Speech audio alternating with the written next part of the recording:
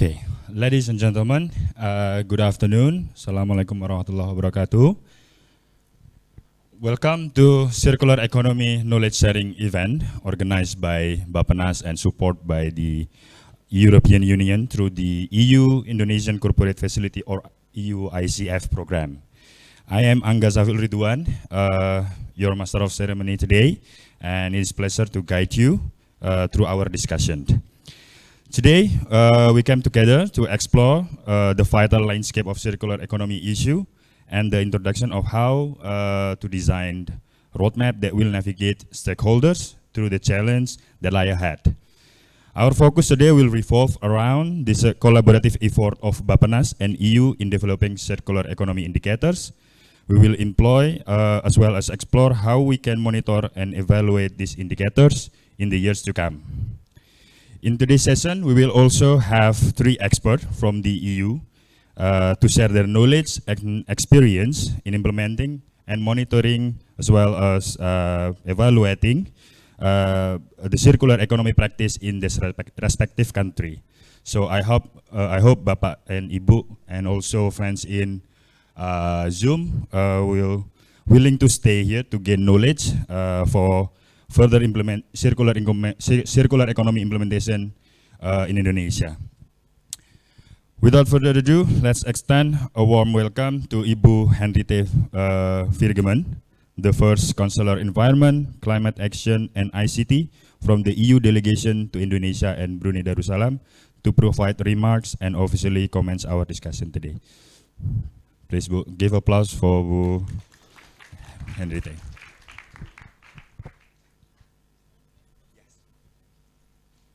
Okay, thank you very much. Good afternoon, everybody. Friends who are here in the room, friends on Zoom. It's very nice to be together. It's nicer to be here in the room, so you should be jealous on Zoom. But anyway, it's really good that so many of us can come together and can listen in for this session today. So I've been asked to give you a welcome, and I'm very, very happy to do that because this is really a collaborative effort. This workshop today and also tomorrow is a collaborative effort between the European Union through our project, the EU ICF that you just heard about, and together with BAPPENAS, where we are starting a knowledge sharing and capacity building related to different aspects of circular economy. So there will be 2 very specific items that will be covered, namely indicator development and also focus on the textile industry. I will get back to that in a little while. But first of all, let me just say a few words about why the European Union is interested in circular economy and why we are very happy to collaborate with Indonesia on this. So circular economy, I think, has been gaining more and more importance in the European Union since many years now. One important step was back in 2020, where we launched a new, what is called Circular Economy Action Plan. Recording in progress. Launched in March 2020.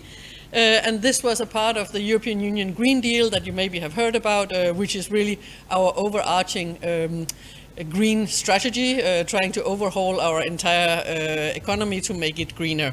So circular economy is a really important part of the Green Deal, and this Circular Economy Action Plan from 2020 is a very important milestone. So the plan really focuses on all different aspects of circular economy. So throughout the whole product life cycle, so from eco-design, so how we design our products, what kind of materials we use in product design, how we make sure that the products are, their lifetime is extended, how we make sure that they are easy to disassemble once they can no longer be used. And basically what the whole action plan, the aim of the whole action plan is to make sure that the resources are retained in the loop in a circular fashion as long as possible, and thereby really minimizing the environmental impact of products. So this links, of course, very closely to sustainable product consumption. It leverages public procurement. We just discussed about public procurement as a tool for implementing circularity, which we have seen very much in the European Union, and which might also be something that Indonesia would be interested in looking into. Of course, when we talk about circularity, we very often talk about waste management, waste reduction, getting resources out of our waste. This is also an important component, but circularity is much wider than that. So in the European Union's action plan, the targeted sectors where we have seen a high potential for circularity include, actually very much the same as here, electronics, batteries, vehicles, packaging, plastics, textile, construction, food, water, and nutrients. So this, as you can hear, links very closely also to other environmental policy, including our policies on biodiversity, on soil, on forests, and textiles, some of all these areas where we have other strategies. So there's a close link with circular economy and many other environmental aspects. So coming back now to the cooperation between the European Union and BAPPENAS and Indonesia on these issues. So in 2023, last year, BAPPENAS asked the European Union if it could support development of Indonesia's circular economy indicators. Of course, you know that indicators is a very important tool if we want to be able to measure progress on any file, on any topic, including also on circular economy.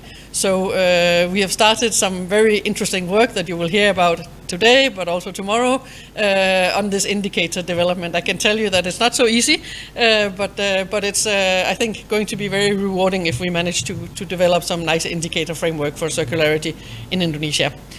We were also asked to help develop a roadmap and an action plan specifically for one of Indonesia's priority sectors, which is the textile sector.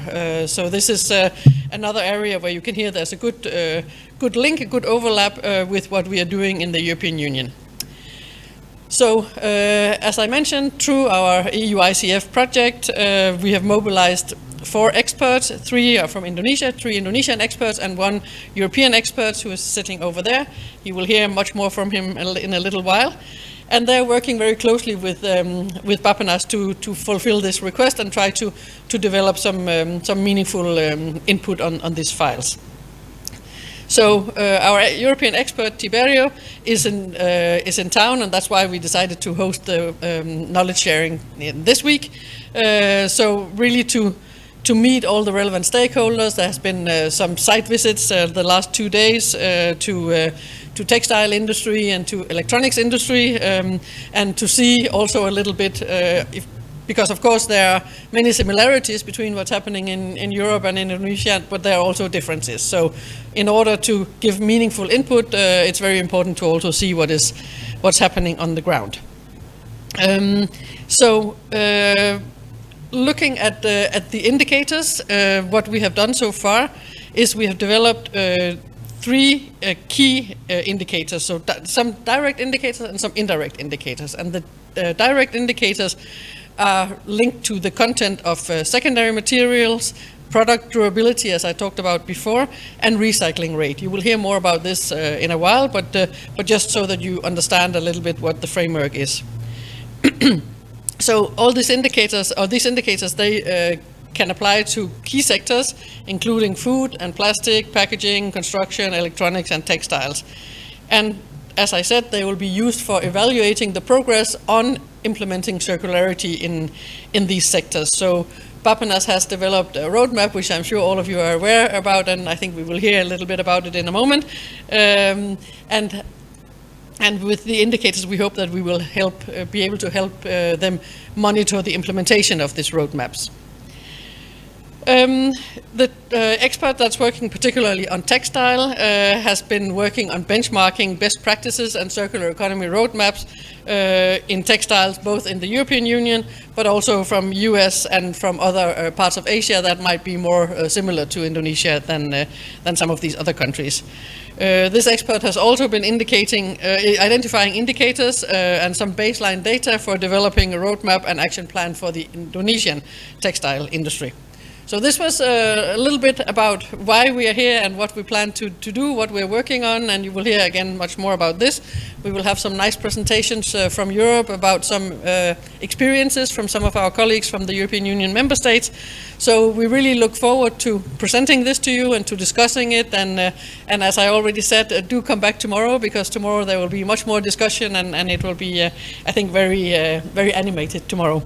So thank you very much, and I hope that jointly with this work and with all the work that you also are involved in, that we can support Indonesia in moving away from the linear economic model to a circular economic model that will have very good environmental impacts and also social positive impact. So thank you very much, and I wish us a nice afternoon. Thank you, Bu Hendrita, for the warm welcome for opening our discussion today. So the next agenda, we will also have remarks from Pak Priyanto Rahmatullah as Director of Environment from BAPPENAS. Unfortunately, Pak Priyanto cannot come to this event today, but we already have the video tapping from him to say hi to you guys, and also for everyone in the Zoom platform. Please.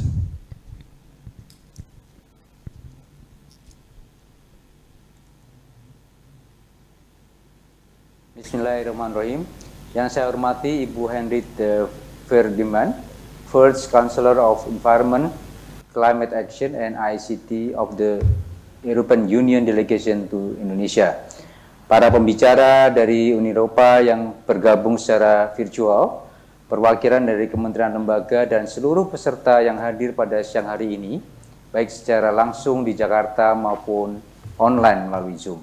Assalamualaikum warahmatullahi wabarakatuh. Om Swastiastu, Shalom, Namo Buddhaya, selamat pagi, salam sejahtera bagi kita semua. Pertama-tama, saya mengucapkan terima kasih dan apresiasi kepada Uni Eropa melalui kegiatan EU Indonesia Cooperation Facility atau EU-ICF atas inisiasinya dalam menyelenggarakan diskusi kebijakan dan knowledge sharing praktek ekonomi sirkular. Kegiatan ini merupakan forum bagi kita semua, khususnya mitra kerja di kementerian lembaga, untuk berbagi pengetahuan tentang penerapan ekonomi sirkular di negara Uni Eropa dan Indonesia. Bapak, Ibu, dan saudara-saudara sekalian, terdapat 3 tantangan besar dalam lingkungan, yaitu triple planetary crisis. Isu ini tidak hanya menyangkut perubahan iklim, tetapi juga polusi dan kehilangan keanekaragaman hayati. Ketiga krisis ini memiliki keterkaitan erat dan memberikan efek terhadap satu sama lain, sehingga membentuk suatu vicious cycle yang berpotensi menyebabkan kerusakan alam, gangguan terhadap target pembangunan, hingga memengaruhi kehidupan manusia. Di Indonesia, hal ini terlihat dengan adanya fenomena cuaca ekstrim yang semakin sering, polusi udara, kebakaran tempat pembuangan akhir sampah, hingga kepunahan spesies. Oleh karena itu, diperlukan adanya suatu intervensi yang mampu memecah siklus tersebut, mengubah vicious cycle menjadi virtuous cycle. Suatu siklus di mana ketiga planetary crisis dapat dikendalikan guna mengoptimalkan manfaat alam dan mengurangi kerugian pada sistem sosial maupun lingkungan. Urgensi dari triple planetary crisis ini adalah semakin mendorong Indonesia untuk mentransformasikan ekonominya menuju ekonomi hijau. Ekonomi hijau merupakan strategi untuk mengubah pola pembangunan konvensional yang menghasilkan emisi tinggi dan polusi menjadi pola pembangunan berkelanjutan yang mendorong pertumbuhan ekonomi, sosial, sekaligus menjaga kualitas dan daya dukung lingkungan. Penerapan ekonomi hijau menjadi kunci untuk mencapai sasaran pembangunan seperti meraih pertumbuhan ekonomi rata-rata sebesar 6 hingga 7% dan mewujudkan net zero emission atau NZE pada tahun 2060 atau lebih cepat. Upaya untuk melakukan transformasi ekonomi menuju ekonomi hijau dilakukan dengan mengakomodasikannya di dalam Rencana Pembangunan Jangka Panjang Nasional atau RPJMN 2025 hingga 2045. Dokumen RPJMN tersebut akan mengintegrasikan berbagai kebijakan sebagai upaya untuk mengintervensi ketiga krisis tersebut. Selanjutnya, dalam pembangunan 20 tahun ke depan, prinsip keberlanjutan sangat kuat diintegrasikan. Terdapat sasaran utama penurunan intensitas emisi gas rumah kaca menuju net zero emission dengan target penurunan sebesar 93,5%. Implementasi ekonomi hijau juga akan mendukung Indonesia mencapai target pertumbuhan ekonomi per kapita setara negara maju sebesar 30.300 US dollar per kapita. Hal ini sejalan dengan visi Indonesia 2045, yaitu negara Nusantara berdaulat, maju, dan berkelanjutan. Bapak, Ibu, dan saudara-saudara sekalian, salah satu pendekatan dalam mencapai ekonomi hijau adalah dengan menerapkan prinsip ekonomi sirkular yang meminimalisir kerusakan lingkungan akibat praktek ekstraktif dari ekonomi linear. Ekonomi sirkular adalah sebuah model ekonomi yang menggunakan pendekatan sistemik untuk memperpanjang masa pakai dari nilai guna material dalam seluruh aktivitas ekonomi, mulai dari produksi hingga konsumsi. Oleh karena itu, dengan efektivitas desain dan efisiensi sumber daya dari hulu hingga hilir, ekonomi sirkular dapat memberikan dampak menyeluruh yang tidak hanya sekedar berfokus pada pengelolaan sampah. Pada RPJMN 2025 hingga 2045 telah menetapkan penerapan ekonomi sirkular sebagai salah satu arah kebijakan ekonomi hijau. Implementasi ekonomi sirkular tersebut dapat memberikan manfaat terhadap aspek lingkungan, sosial, dan ekonomi berupa penambahan produk domestik bruto sebesar 42 miliar hingga 45 miliar US dollar, kemudian pengurangan emisi CO2 ekuivalen sebesar 126 juta ton, selanjutnya penghematan air sebesar 6,3 miliar meter kubik, dan penciptaan 4,4 juta lapangan kerja hijau pada tahun 2030. Melihat tingginya potensi manfaat ekonomi sirkular, Kementerian Perencanaan Pembangunan Nasional BAPPENAS berupaya mengakselerasi transisi dari ekonomi linear ke ekonomi sirkular dengan menyusun peta jalan dan rencana aksi ekonomi sirkular yang dapat menjadi acuan dan panduan bagi seluruh pemangku kepentingan.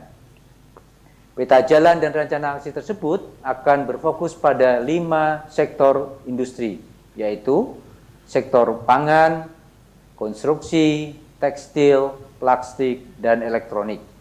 Selanjutnya, target dan kebijakan di dalam peta jalan dan rencana aksi ekonomi sirkular akan diintegrasikan ke dalam rencana pembangunan jangka menengah nasional atau RPJMN 2025 hingga 2029 yang saat ini sedang dalam proses penyusunan.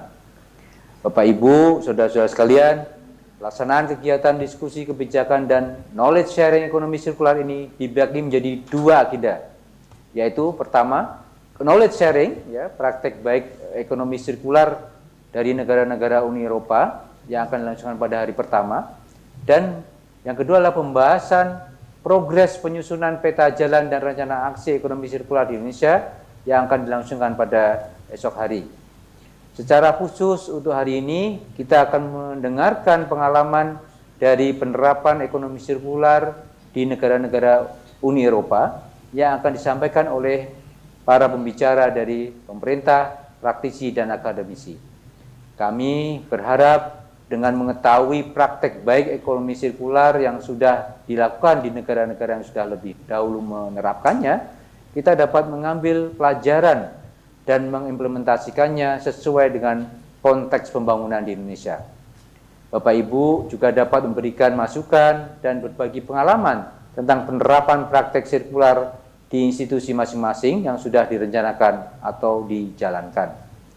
Sebagai penutup, kami berharap hasil dari knowledge sharing ini dapat memberikan inspirasi dan masukan untuk institusi dalam merencanakan transisi menuju ekonomi sirkular yang meliputi satu, penurunan penggunaan sumber daya, yang kedua adalah perpanjangan daya guna produk dan material selama mungkin.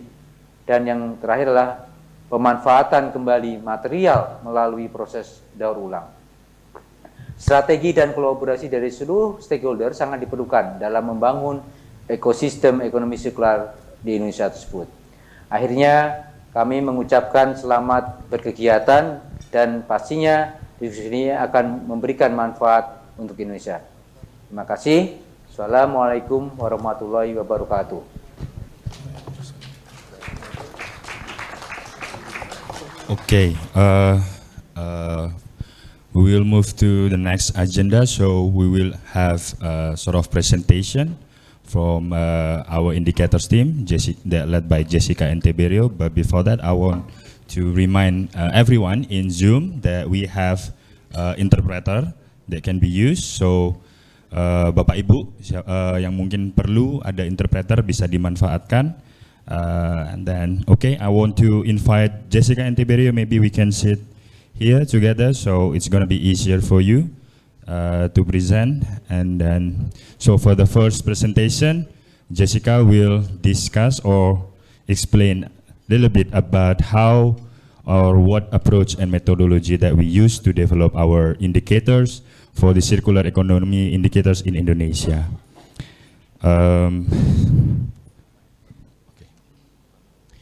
Yeah, after Bu Jessica discuss and present about the circular economy indicator approach, there will be Tiberio that also explain to us about how the indirect approach that will be later discussed also. So Bu Jessica, is it ready?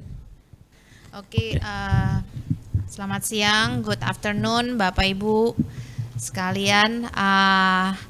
Saya lagi split nih bahasa Indonesia atau bahasa Inggris gitu ya. Tapi karena audiensnya mostly are Indonesian, maybe I speak in bahasa. Those of you who wants to be to listen in English, maybe you can join the Zoom and then listen by interpretation by the interpreter. However, the slides are in English, so I hope you can also understand. Mungkin saya nanti campur-campur gitu ya, Bapak Ibu sekalian. Sebelumnya terima kasih sekali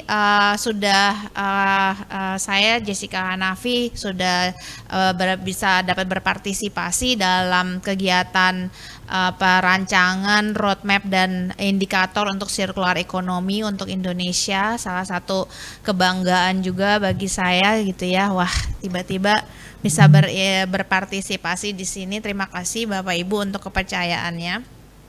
Mungkin sebagian dari audiens di sini ada yang sudah mengenal juga saya, namun mungkin saya introduce sedikit. Nama saya Jessica Hanafi. Saya backgroundnya sebenarnya lifecycle assessment, lifecycle engineering. Di mana biasanya kalau bicara tentang lifecycle assessment, lifecycle engineering, kita kemudian mengidentifikasi hotspotnya apa dan harus kita perbaikinya seperti apa gitu ya. A bit of my profile, saya bersehari-hari di Lifecycle Indonesia, a sustainability consultant firm. Mungkin di sini beberapa ada yang juga berpartner dengan kami dan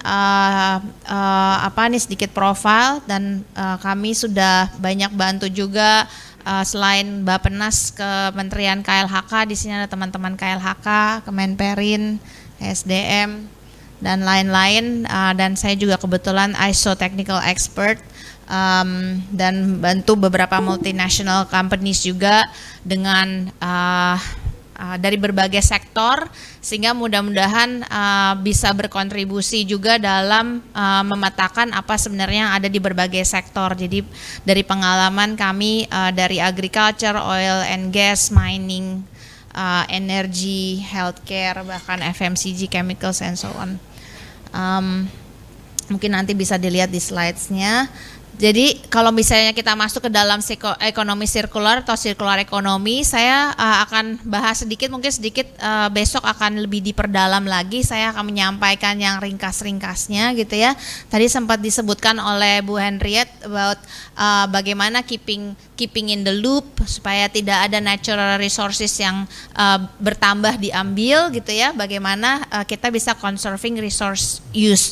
Kalau mau dikaitkan dengan life cycle assessment, sebenarnya pada saat kita menghitung environmental impact atau dampak lingkungan, yang kita quantify adalah berapa banyak natural resources yang kita ambil dari alam dan berapa banyak natural resources emission yang kita kemudian buang lagi ke alam.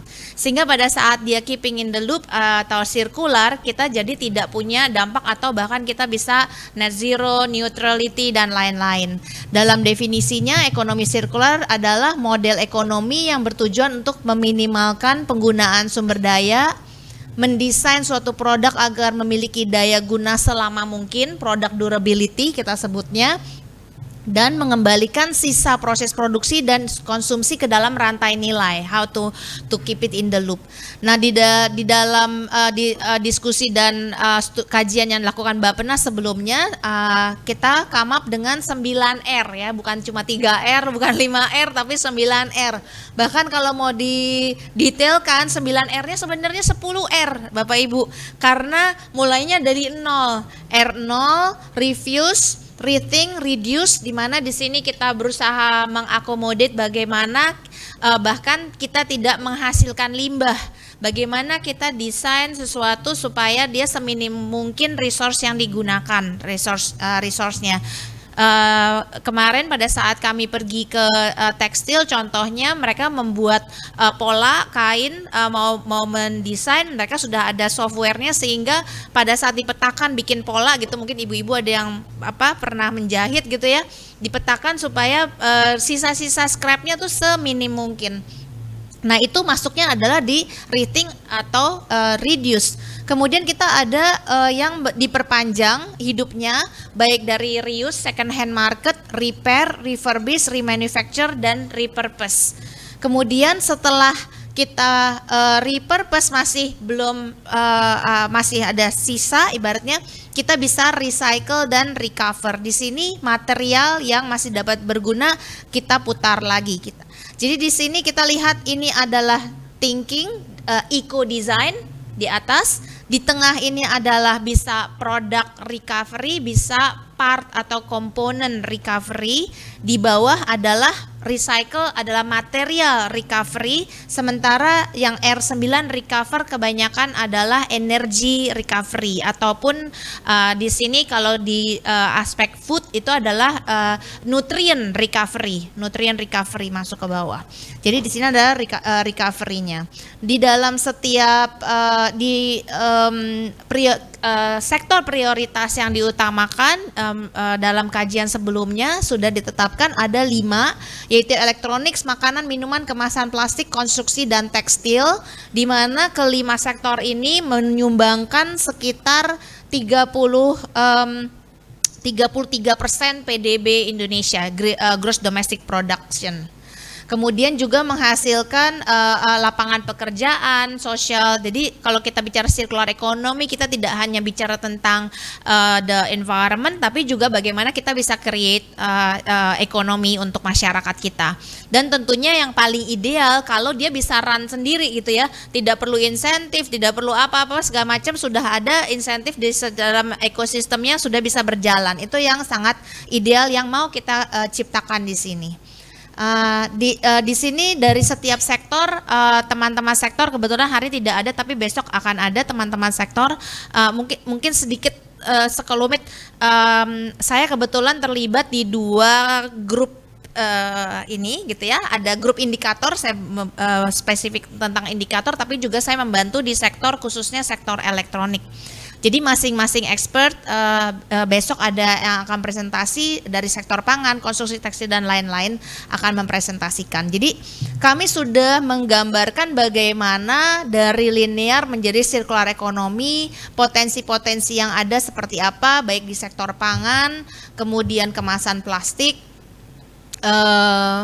kemudian ada elektronik, dan ada konstruksi, dan juga terakhir tekstil gitu ya, bagaimana circularity-nya yang tergambarkan. Dan sebenarnya lebih detail lagi mungkin besok akan dijabarkan ekosistemnya seperti apa, rantai value chain-nya seperti apa, sehingga kita bisa menggambarkan circularity ini.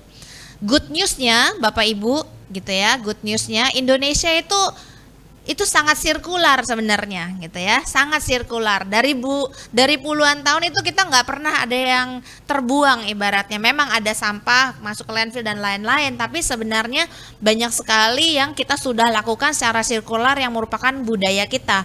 Biasanya kalau kita pakai baju, mungkin habis kita pakai kita kasih ke saudara kita atau teman dan lain-lain. Barang-barang juga seperti itu. Namun kendalanya gitu ya. Dengan perkembangan zaman, perkembangan pendapatan, perekonomian, kita jadi lebih konsumtif gitu ya. Kemudian kita jadi mulai meniru yang luar gitu ya. Jadi buang-buang, boros, lebih konsumtif. Dan kemudian yang kedua yang juga susahnya gitu ya. Kita tidak pernah merecord. Tidak ada datanya bahwa saya kasih ke si A, si B, si C, berapa banyak yang saya kasih, ini agak sulit untuk kita ukur. Sehingga pada saat kita bicara tentang circular economy, praktiknya ada, mungkin bisa ditingkatkan, namun datanya itu yang lebih sulit untuk kita dapatkan, yang kita coba untuk gali. Data seperti apa? Nah, itu yang masuk ke dalam pembicaraan indikator. Di dalam peta jalan ekonomi sirkular ini kami ada dari sektor-sektor, setiap sektor ada strategi-strateginya yang sudah dikembangkan, yang besok kita akan go into the detail. Jadi di sektor pangan ada 3 strategi, konstruksi ada 3 strategi, 4 strategi di plastik, 4 strategi di elektronik, dan ada 4 strategi di tekstil plus enabling condition, enabling strategy di situ. Di sini ada enabling strateginya, apakah ada data, communication, financial, governance, nanti akan kita diskusikan juga. Nah, dalam setiap ini adalah frameworknya, cara mudah untuk kita melihatnya. Dalam setiap strategi ya ada action plans. Tadi ya action plan-nya bisa 3 atau 4 action plans. Kemudian setelah itu ada enablers, dan masing-masing action plans dan enablers ini ada indikatornya. Supaya kemudian kita bisa mengukur, kita bisa memonitor, mengevaluasi apakah kita sudah achieve indikatornya atau belum, dan ada milestone yang ditetapkan di sini ya. Ini bahan untuk diskusi juga besok Bapak Ibu sekalian. Ini hanya pengantar saja. Dan setiap action plan gitu ya, bahkan ada kegiatan ya, ada PIC-nya di sini, line ministries dan agencies. Siapa yang bertanggung jawab, yang mungkin yang punya datanya, punya kegiatannya, kita align-kan, selaraskan dengan kegiatan-kegiatan agencies atau ministries yang relevan. Nah, di dalam saya akan bicara spesifik mengenai indikator. Pada saat kita bicara tentang indikator, bagaimana kita mengukur circularity ini? Referensi yang kami ambil adalah dari ISO ya. ISO-nya masih draft international standard Bapak Ibu. Tahun ini mudah-mudahan ketuk palu. Kebetulan saya juga salah satu dari technical expert yang di dalam working group-nya. Nanti ada beberapa sumber-sumber lain yang dari Tiberio akan sampaikan, ataupun dari expert-expert kita yang dari Eropa akan presentasikan. Namun di sini indikator measurement method yang kami acu adalah ISO, supaya kita tidak nyasar kemana-mana, dan harapannya di ISO sudah terjadi harmonisasi. Jadi di dalam pengembangan indikator ini kita melakukan setting the boundary-nya apa, kemudian circularity measurement dan data, pengumpulan datanya atau data acquisition-nya seperti apa. Kemudian ada circularity assessment, di sini performance assessment. Kemudian kita lihat, seperti apa kondisi kita, performance kita seperti apa. Tentunya pada saat kita mengembangkan kriteria, di sini sistem levelnya ada yang nasional dan ada yang sektoral, dan nantinya akan ada subnasional. Meaning dari indikator-indikator ataupun rencana aksi yang ada di nasional akan turun juga ke dalam subnasional, ke daerah, provinsi, kabupaten, dan lain-lain.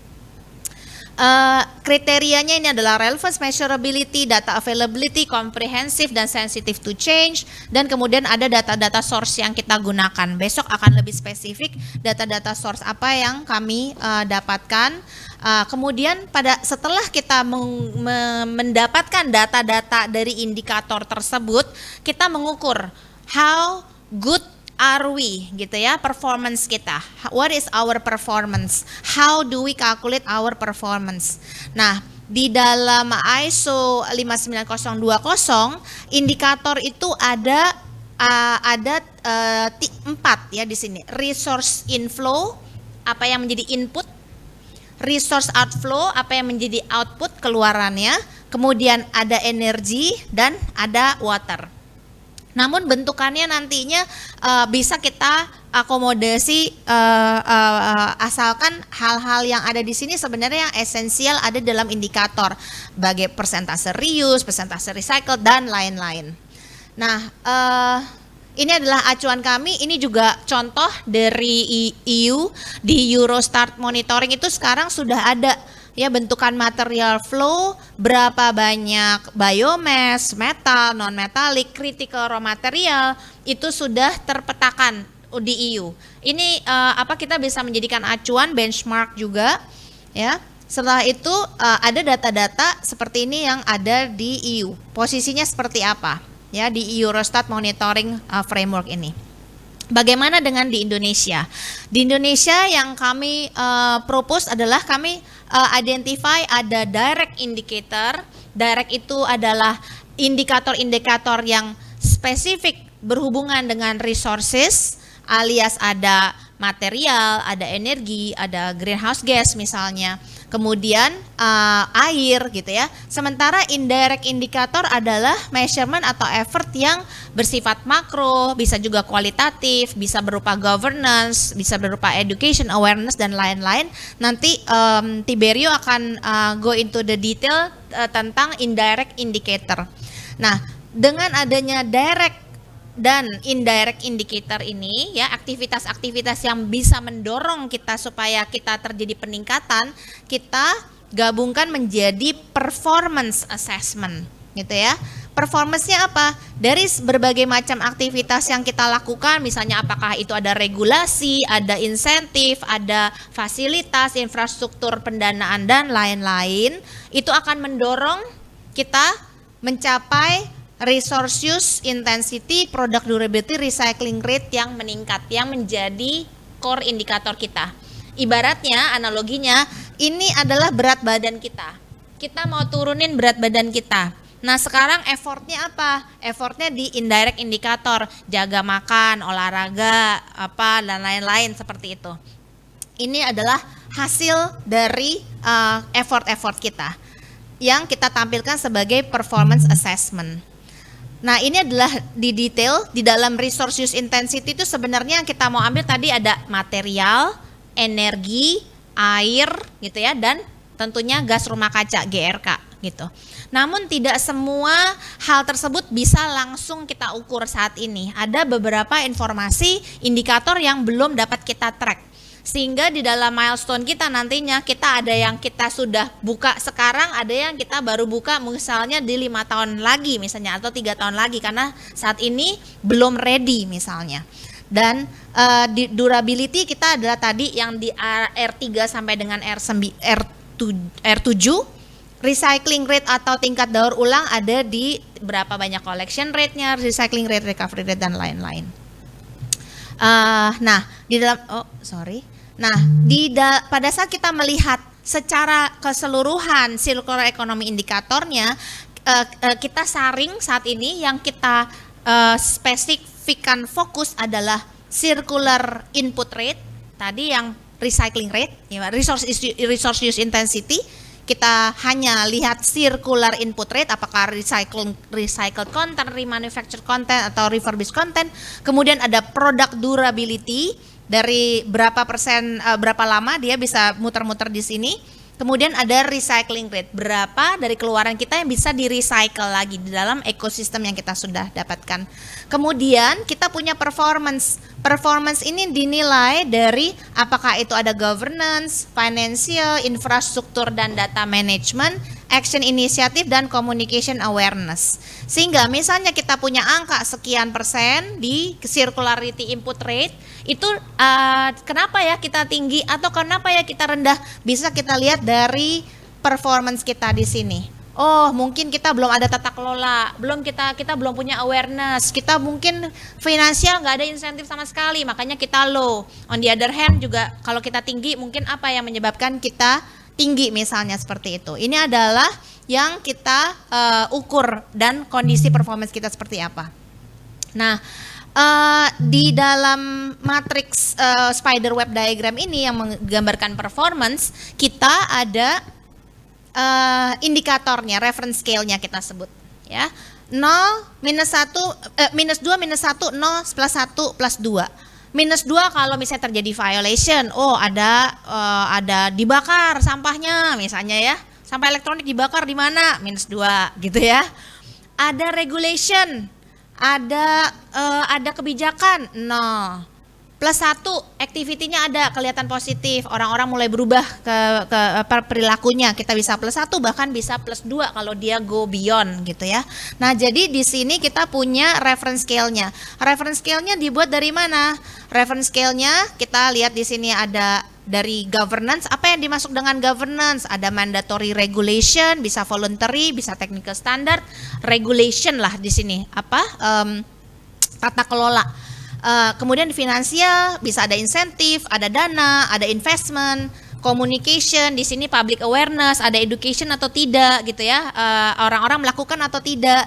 Kemudian infrastructure dan data management ini bicara tentang human resources-nya ada nggak, punya capacity nggak, ada fasilitasnya nggak, ada logistiknya enggak, misalnya kita mau ada ada sisa makanan, kemudian sisa makanannya mau kita oper, kita donasikan, ada nggak logistiknya misalnya, sudah ada atau belum, kemudian ada nggak teknologi yang kita bisa maju, misalnya ada paten, ada research di teknologi tersebut, dan ada datanya terkumpul di mana, itu semua masuk ke dalam sirkular ekonomi, infrastructure dan data management.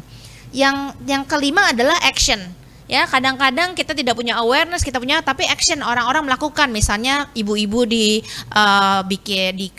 RT bikin kompos, bikin hidroponik atau yang lain-lain, misalnya itu adalah action initiative.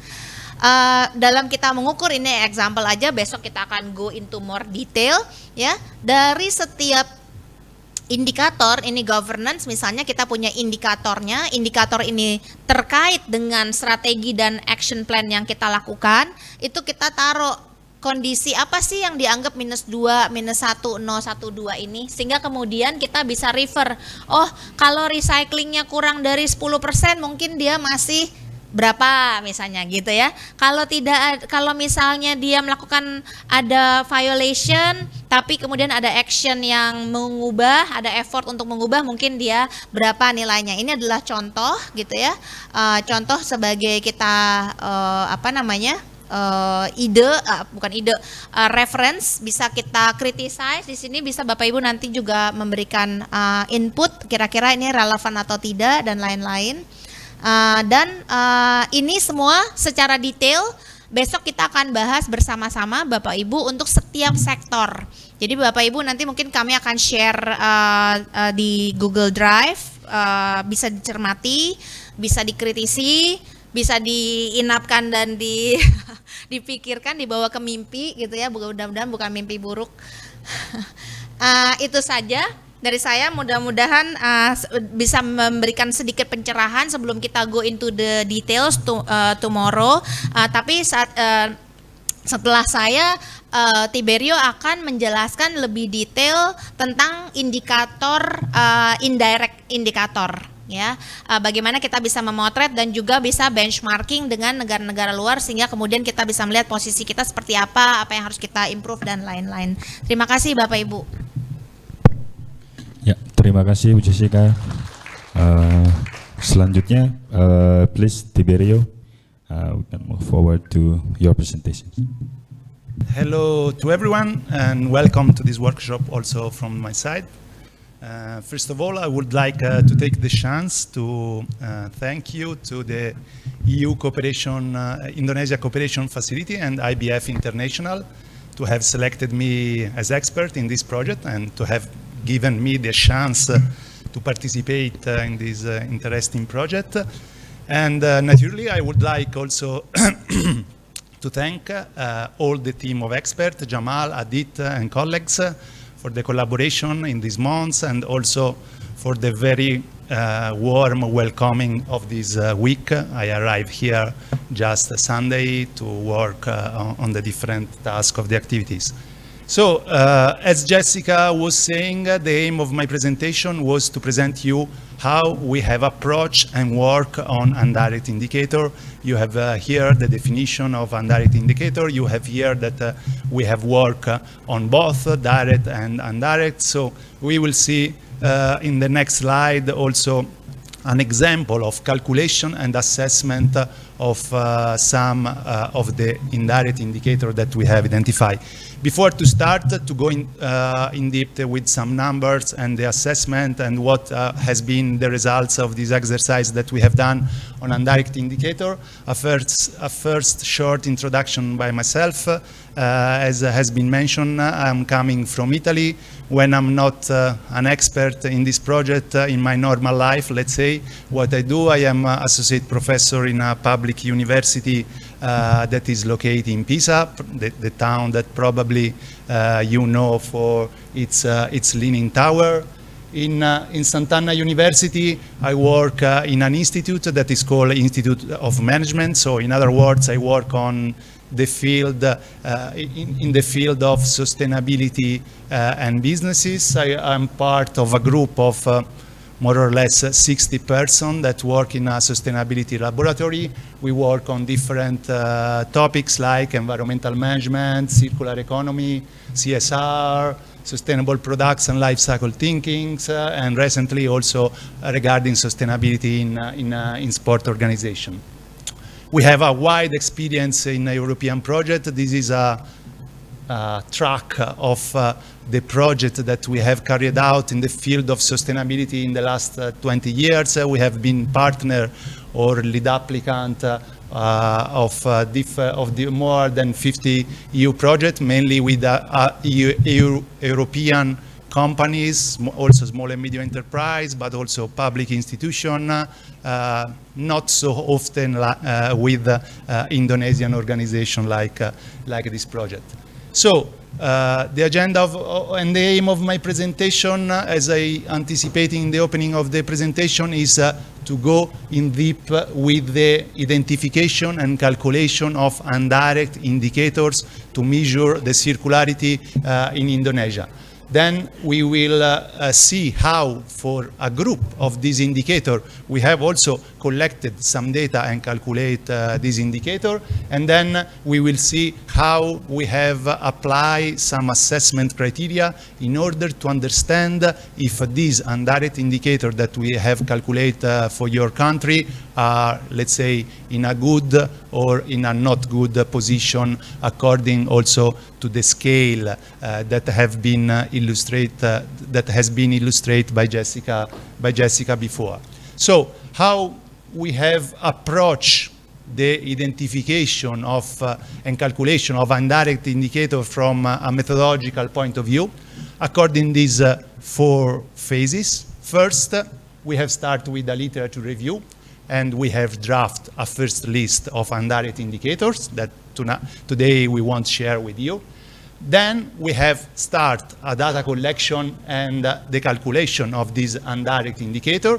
Then we have proceeded with the drafting of assessment criteria and application of assessment of these assessment criteria in order to assess the indicators. So first phase, literature review. Why we have carried out a literature review?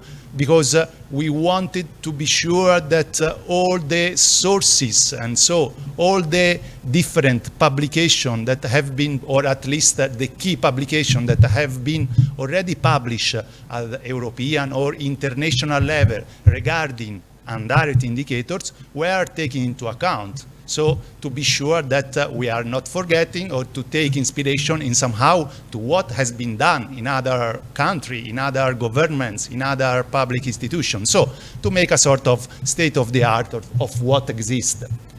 So to do this literature review, we have focused on 2 different literature, on 2 different sources. Gray literature, so technical reports, and also scientific literature, so mainly scientific articles that have been published in the field of circular economy measurement. We have put some objective. We have put a frame, a time frame. So we have been focused on article and scientific literature published after the publication in European Union of the circular economy definition and action plan. And this is the list, an example of different sources that we have identified. Here in the column of left, you can see the different scientific articles that we have taken into account to draft the list of indirect indicator, while on the right side, you can see the technical reports. Like you can see here, we have some reports regarding circular economy indicators, regarding circular indicator for governments, the ISO standard that has been mentioned by Jessica, and so on. So what we have done is to analyze these sources that we have identified in order to understand if there were in these sources some of indirect indicators that will be useful for our work. So this is an example of sources that we have used. After this identification of literature source, we have draft definition of direct and indirect indicator that has been already mentioned by Jessica in the previous speech. So we have focus on the drafting and identification of indirect indicator, like the indicator that are not strictly directly linked with the key principle of circular economy, like resource use or water efficiency, or the key aspect related to the definition of circular economy. So after having draft this separation, these two categories of the indicator, we have started to work on the identification of a list of indirect indicators. Through this work, we have identified 13 different indirect indicators. We will see in the next slide quickly the list of these indicators. And these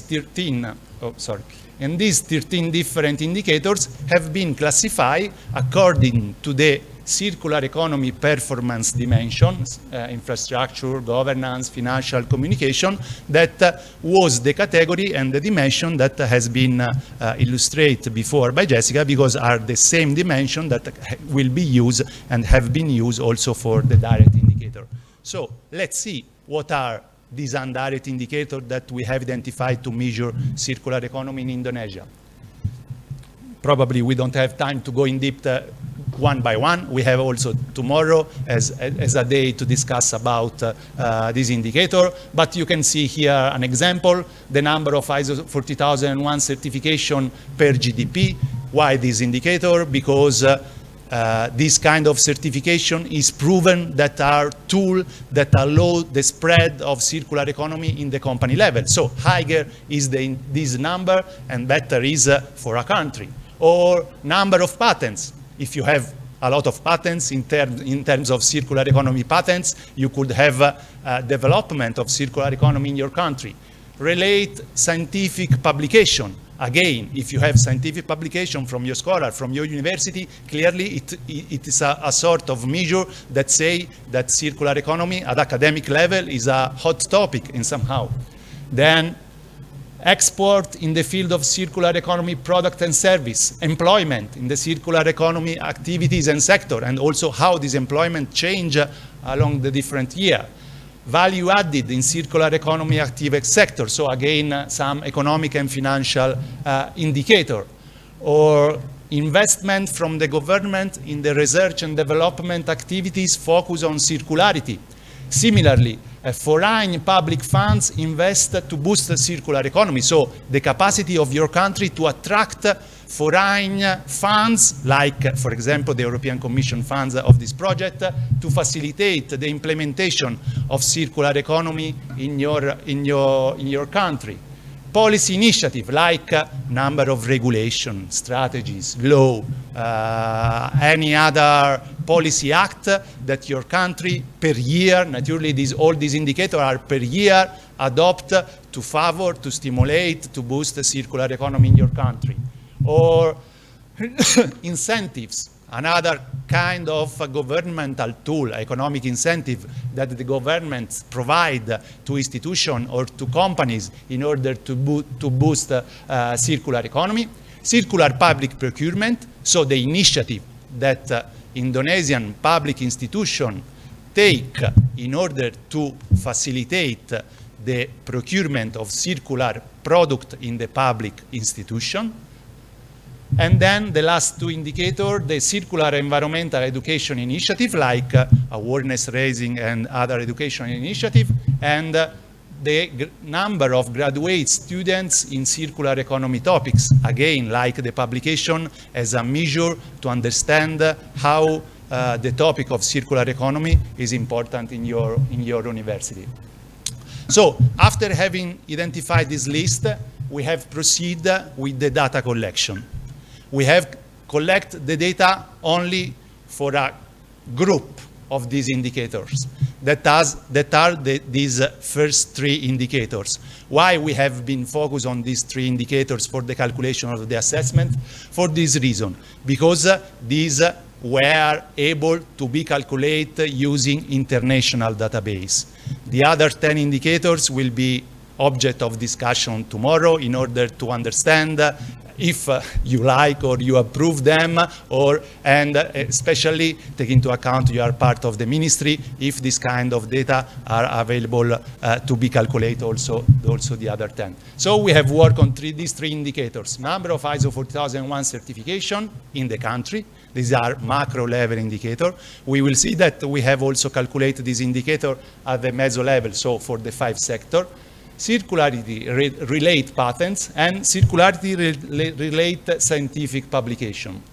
Let's see some data, and let's see also the source of this data. So for ISO 40001 certification, it has been quite easy because the ISO, the International Standardization Organization, publish every year a survey where they put data like this. Okay, probably you don't see, here is Afghanistan, Albania, Algeria, Andorra, Angola. They publish the number of certification that is obtained in the different countries of the world.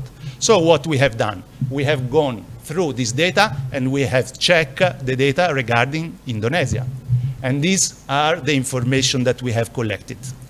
In your country, there are, in 2022, 3,300 environmental certificates. So let's say organization that has an environmental certification, and 4,300 sites. Why the sites are more than the certificates? Because clearly the certificates are associated with an organization, but an organization could have also more than one site, more than one plant under their name.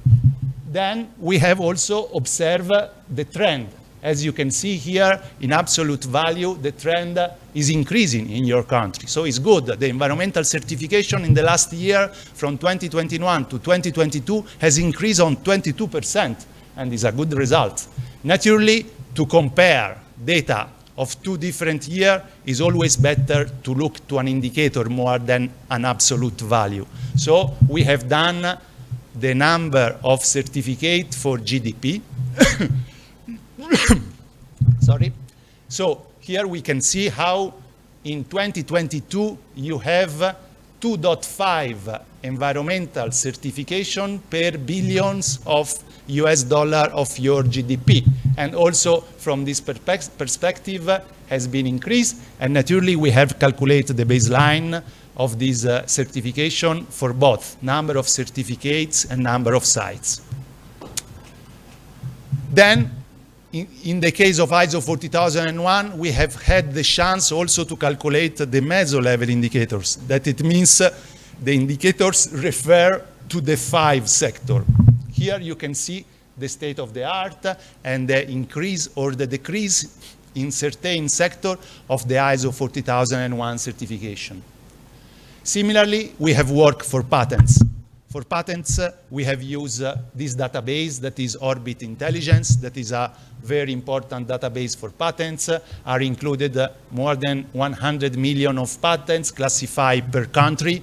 In the frame of this database, you can do search per keywords, and naturally we have included keywords regarding circular economy, waste recycling, waste recovery, refurbish, and so on, and all the keywords characteristic of circular economy, and we have checked which kind of number is present in your country. These are the results. These were not classified per year, these were classified per period. According to our consultation, you have active currently 95 patents linked to circular economy in Indonesia. Has been registered one in this period and one in the last 5 years, while from 2020 onwards have not been registered patents regarding circular economy.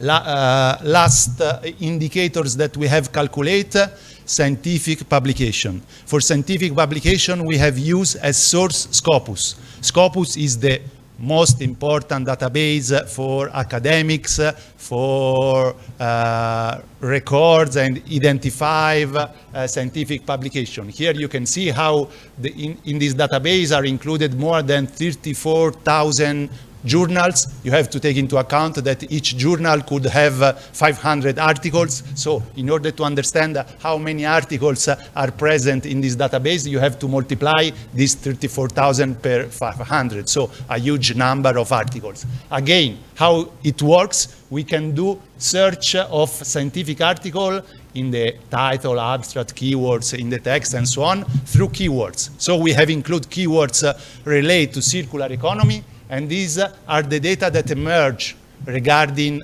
Indonesia.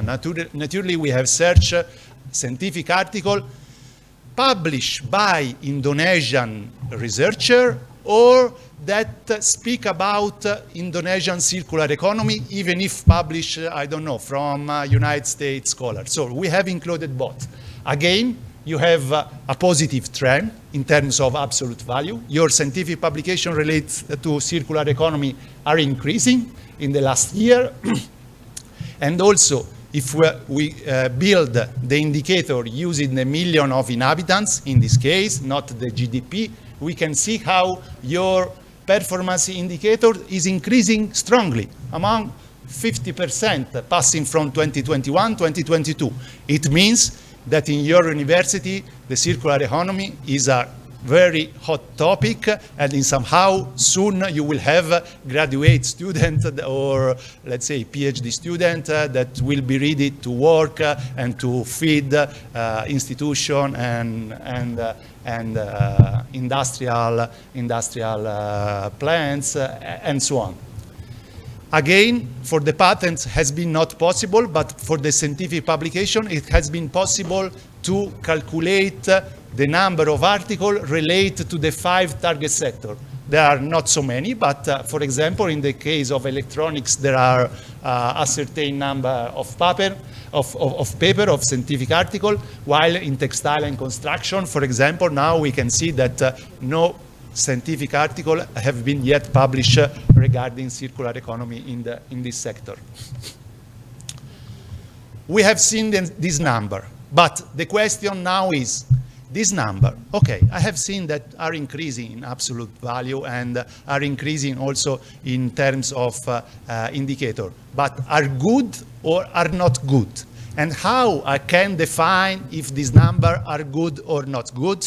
How I can carry out an assessment of this indicator?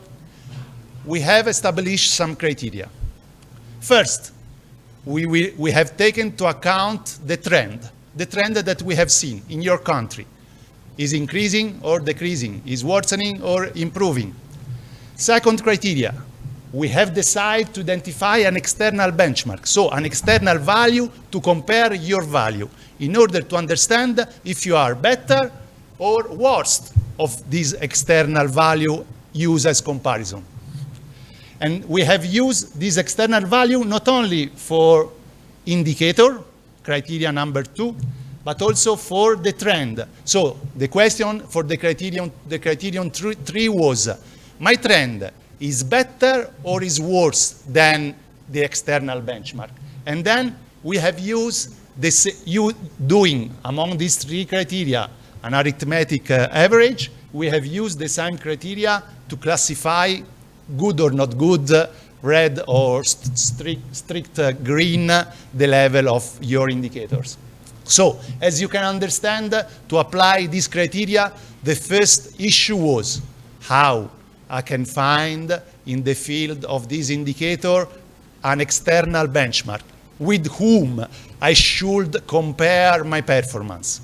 To answer to this question, we have used the Human Development Index. So we have discussed and we have said, we have to find a country that is similar to Indonesia, calculate the same indicator in this country, and to compare this indicator. According to the Human Development Index ranking that we have used, we have identified Vietnam as, in terms of Human Development Index, so an index that uses per capita income, scholarly life duration, so a long list of indicators. We have decided to use Vietnam as benchmark to be used in the criterion number 2 and number 3. So we have done the same exercise. We have collected the data on ISO 40001 certification in Vietnam. How is the situation in Vietnam? And how is the situation in Vietnam compared to Indonesia? Here in blue, you see the Vietnamese indicator. Here in green, you can see the Indonesian indicator. So from this slide, what emerged? Emerged that in terms of performance indicator, they are better than you because they have 6.1 certificates per billion of GDP. You have 2.5. So they have, let's say, more than 2 times your performance. But in terms of increase, so in terms of, let's say, trend, so the criterion number 3, you are much better than Vietnam because Vietnam is reducing their performance indicator, while in Indonesia, the indicator is increasing. So, according to our criteria, we have assessed good as good +2 or as no good the criteria number 2 and as good the criteria number 3 comparing the trend. Similarly, we have done in the field of meso-level indicators. So the indicator refer to the 5 sectors. Again, here you have Vietnam, and here you have Indonesia, and we have compared what is happening in food sector, what is happening in textile sector, compared to this country that we have identified as benchmark. Again, scientific publication, and then we see the results, and I close the presentation. For example, we can observe that in terms of absolute number, you have higher number. In 2023, you have 47 scientific publications related to circular economy. They have 30, but naturally then, if I use the performance indicator, so divided per the million of inhabitants, again, here they have a better indicator. But again, similarly for ISO 40001 certification, for environmental certification, the trend of increase of scientific article is better in Indonesia compared than Vietnam. So what has happened? We have applied this criteria on the 3 indicators, and these are the results. We have given 1, -2, 2, according to the scale that we have seen.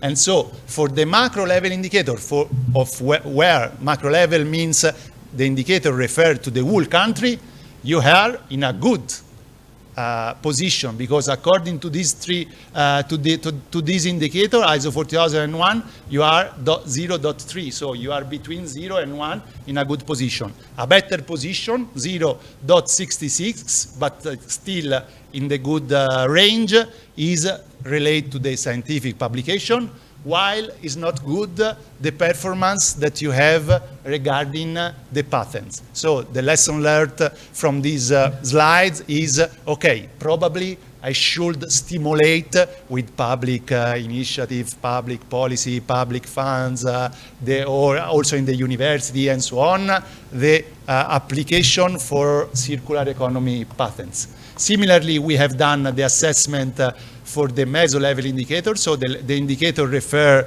to the different sector. And finally, how I can conclude my presentation, taking into account is missing 4 minutes to the break, and I don't want to cut possible question. We can say that indicators to measure circular economy, indirect indicator are important. We cannot measure only with the direct indicator.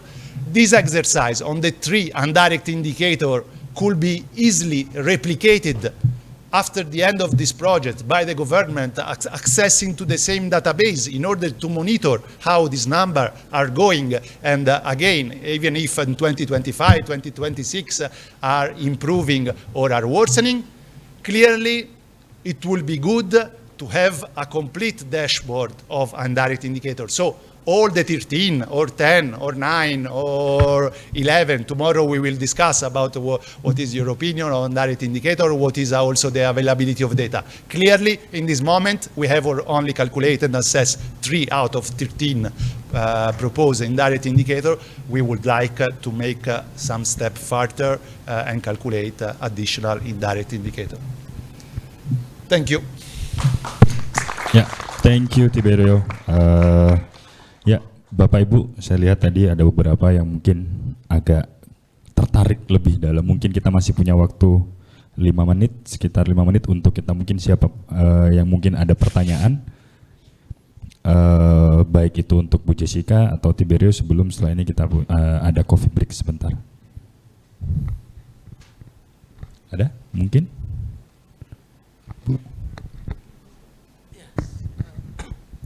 Hi, thank you for the presentation, very interesting. I just want to know if this is with regard to the indicator assessment, the +2, +1, 0, and until -2, and then the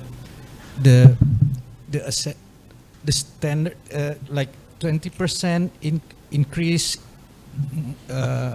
of 20% or more, you would give +2.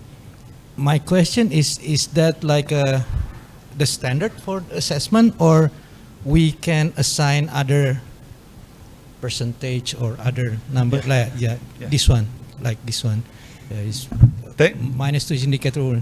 Yeah. Is this like the globally or global standard for the assessment, or? Thank you for the question.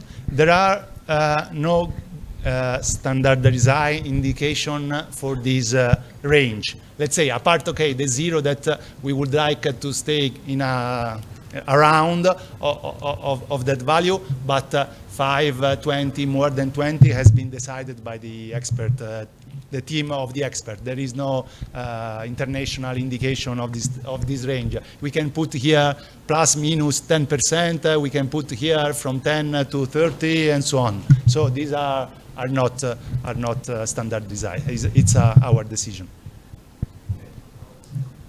Yeah, and naturally it can be an issue to be discussed also tomorrow when we will discuss about the indicator, if you retain good this kind of range, because naturally then this range will influence the assessment, as you said. Maybe I can add a bit more as well. Yes, it can be adjusted according to our agreement. Maybe as a rule, we can also associate this with the target, because we will have a 5-year target for every RPJMN. Let's say if we miss so far for the target, that means we are red, something like that, Pak. So we can link this one, but not everything is maybe not linked to the target, because maybe we don't have a specific target for that, but that can be something to be discussed. Ya, terima kasih. Mungkin satu lagi, silakan Bu. Thank you so much, Mbak Jessica and Tiberio. It's very, very interesting presentations. My questions to, anyway, both of you perhaps. First on from Mbak Jessica perhaps, yeah. Is the zero waste is possible? I mean, that's my questions. In all sector. Based on the European country experience, how long does it take to really apply all of this so that it's achieve the expected result based on the international indicator or international agreement rates or indicators? The other questions that I'm going to also ask is this kind of monitoring is for the country level. So, and there is one of the indicators, there are incentive under the governments. Well, in Indonesia, the stick and carrots is something shaky and it's not really enforcement there. So I really want to know how, based on the European experience, and how do you really deal with that? Last but not least is your second last slide, Tiberio. If you can show it, your second last, before the thank you slide. Yeah. Yeah. No. Before this.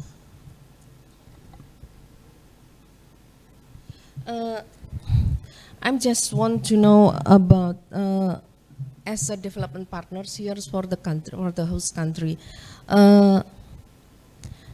You mentioned there one of that is in Indonesia compared to the Vietnam circularity pattern needs to be improved, for example, and then others also for development partners like us.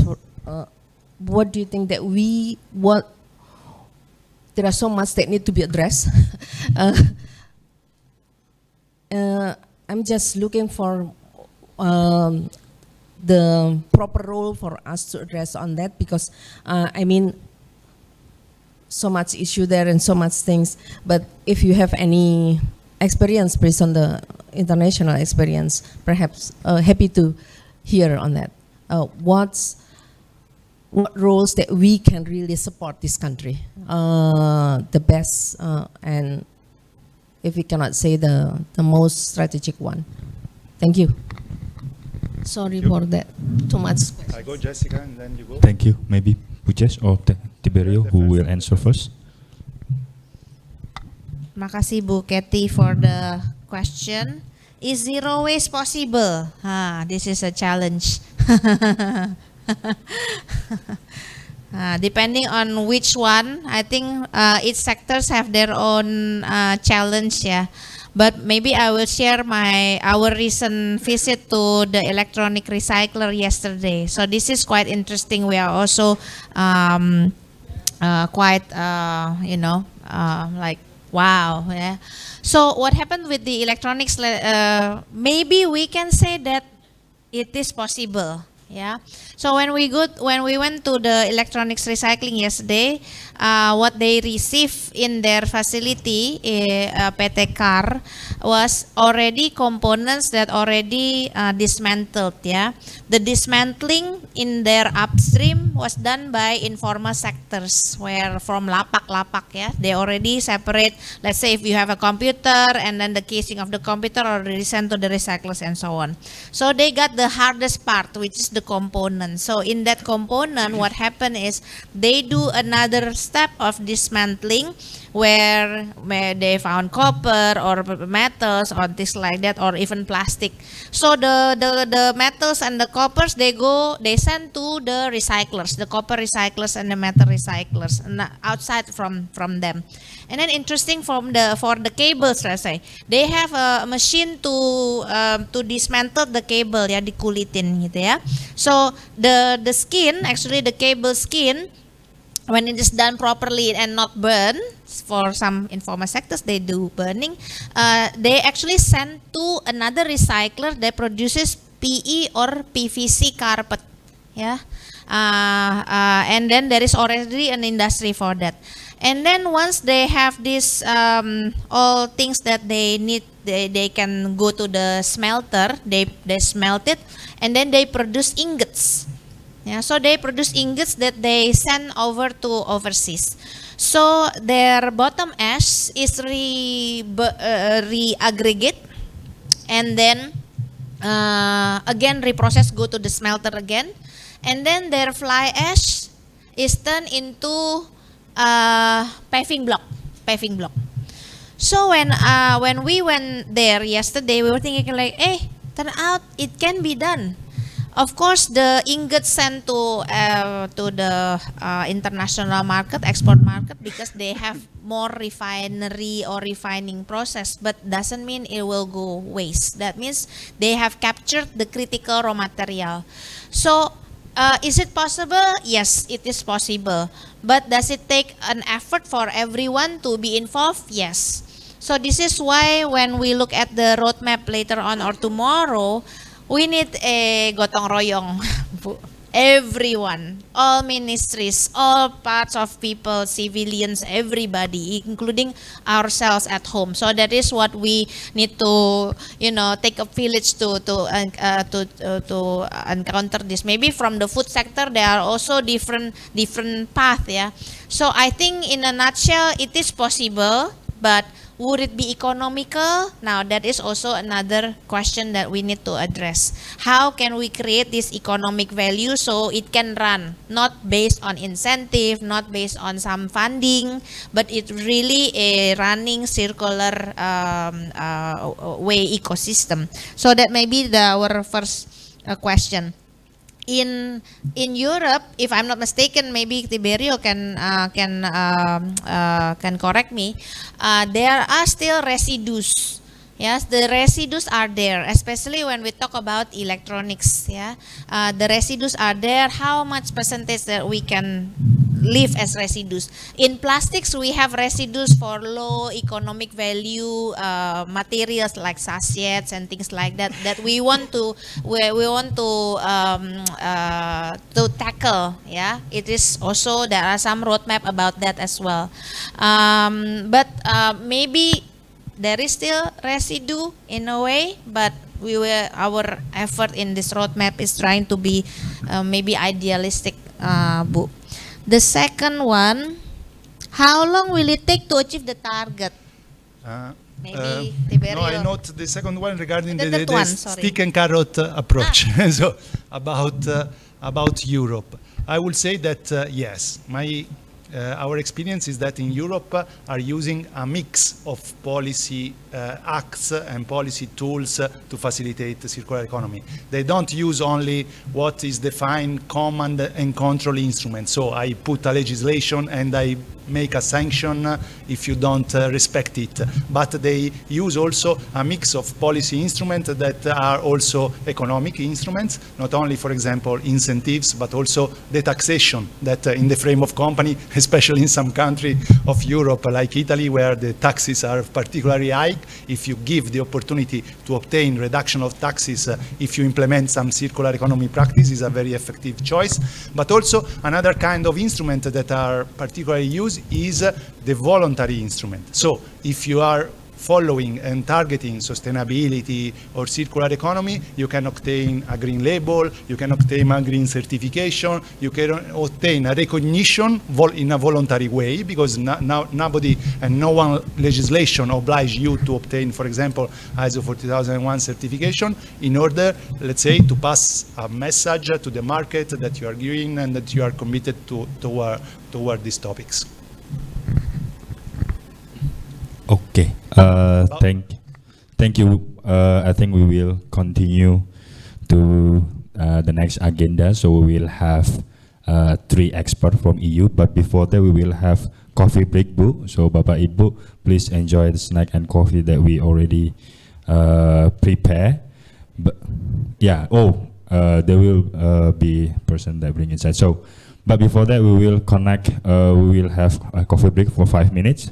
so we can connect with the expert from the EU and check all these logistic things. So please enjoy the coffee break first.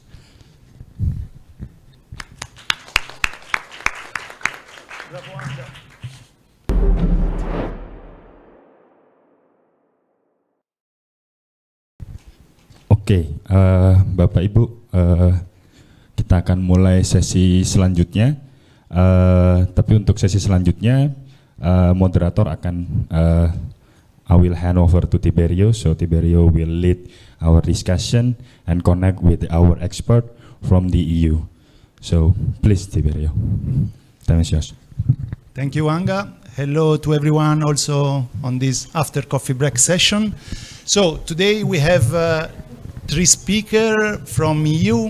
I will say that a possible keyword of this session is diversity, because we have 3 complete different presentations.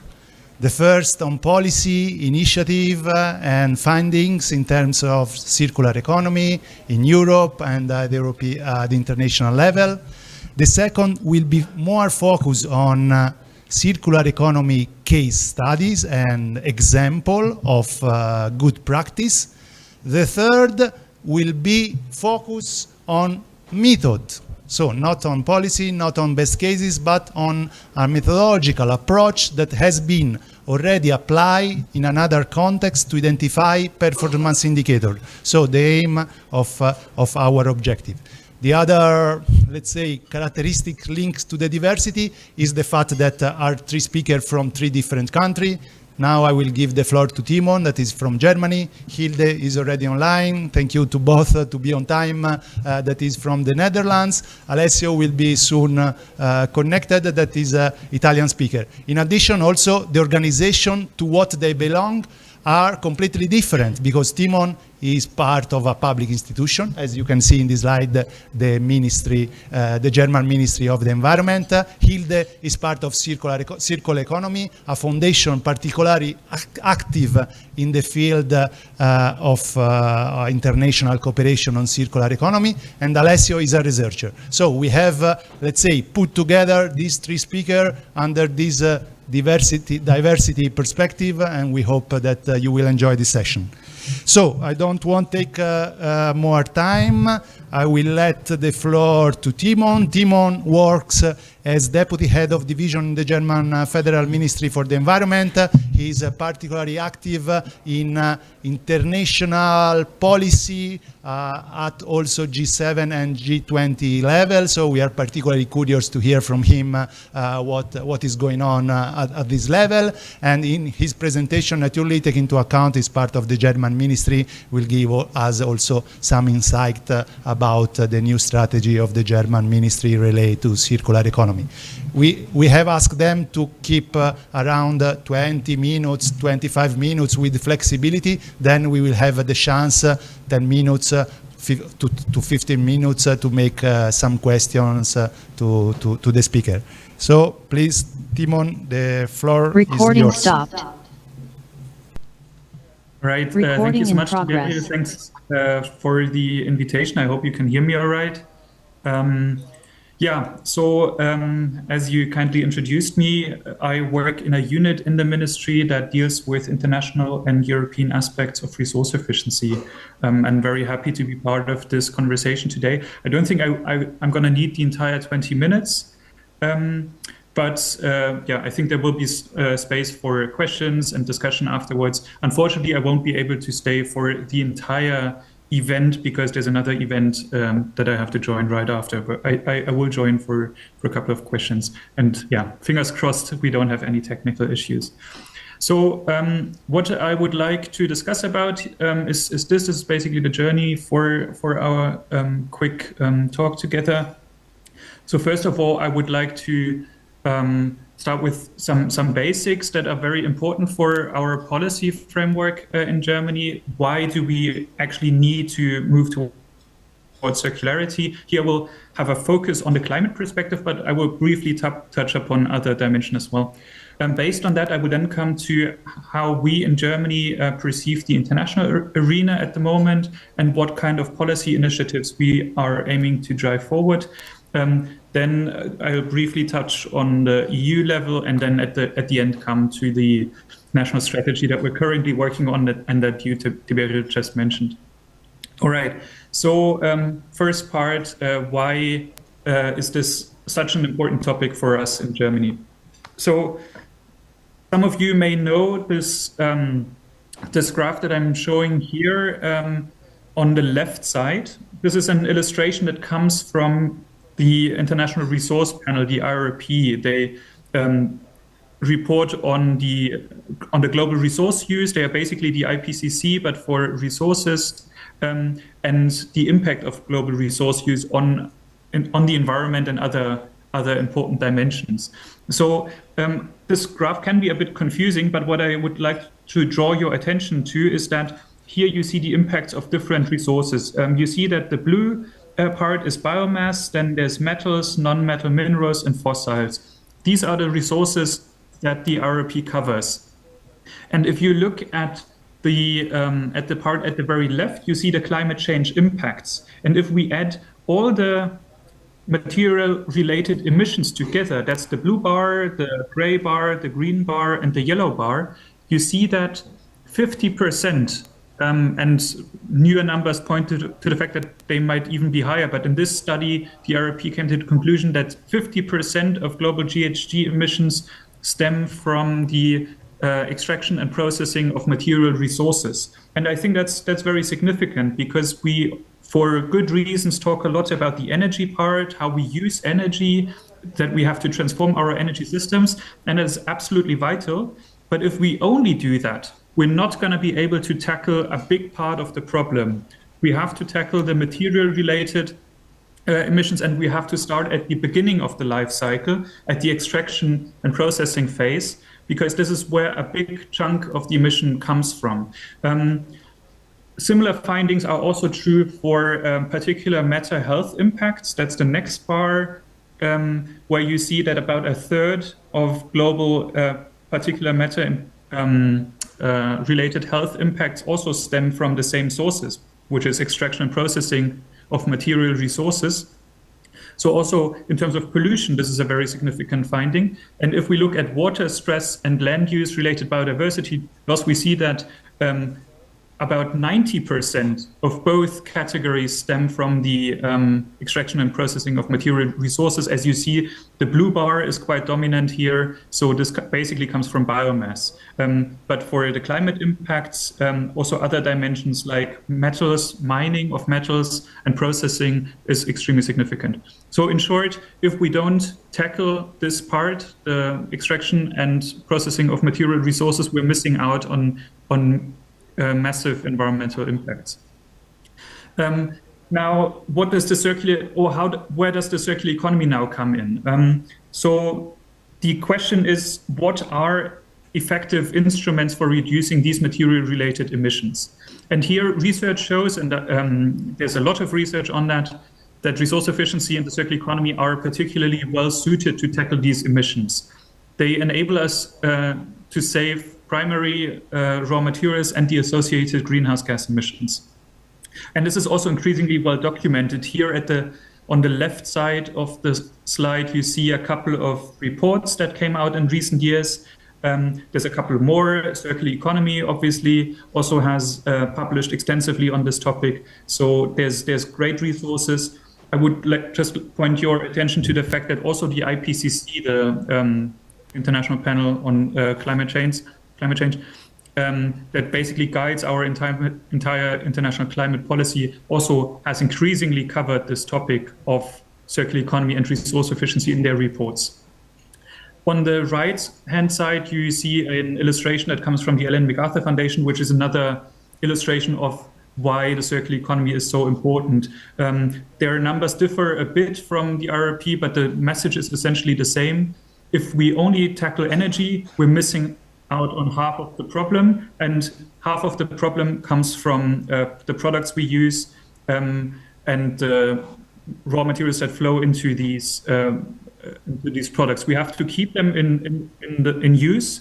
We have to keep them in circles, because with that we can save a lot of environmental impacts, including climate emissions. On that basis, let me now come to our policy role on international level. There's a lot of activities that we are currently pursuing, so I can't go through all of them. I would just like to highlight a couple of them that I believe are particularly important. So for us as Germany, the G7 level is quite important also because we had the G7 presidency 2 years ago in 2022.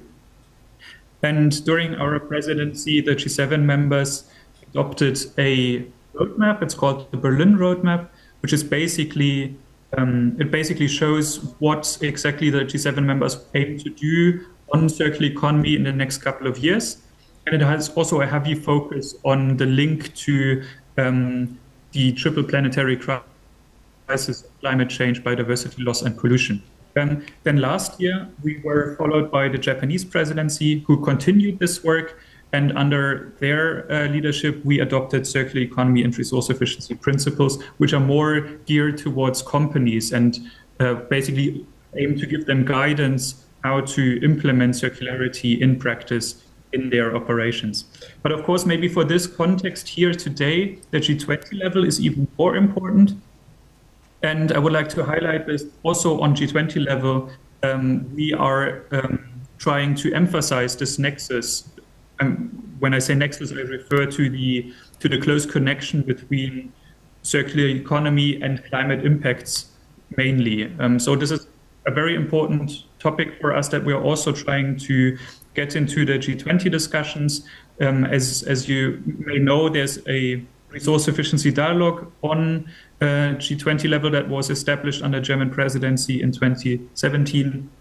And this is for us the forum. And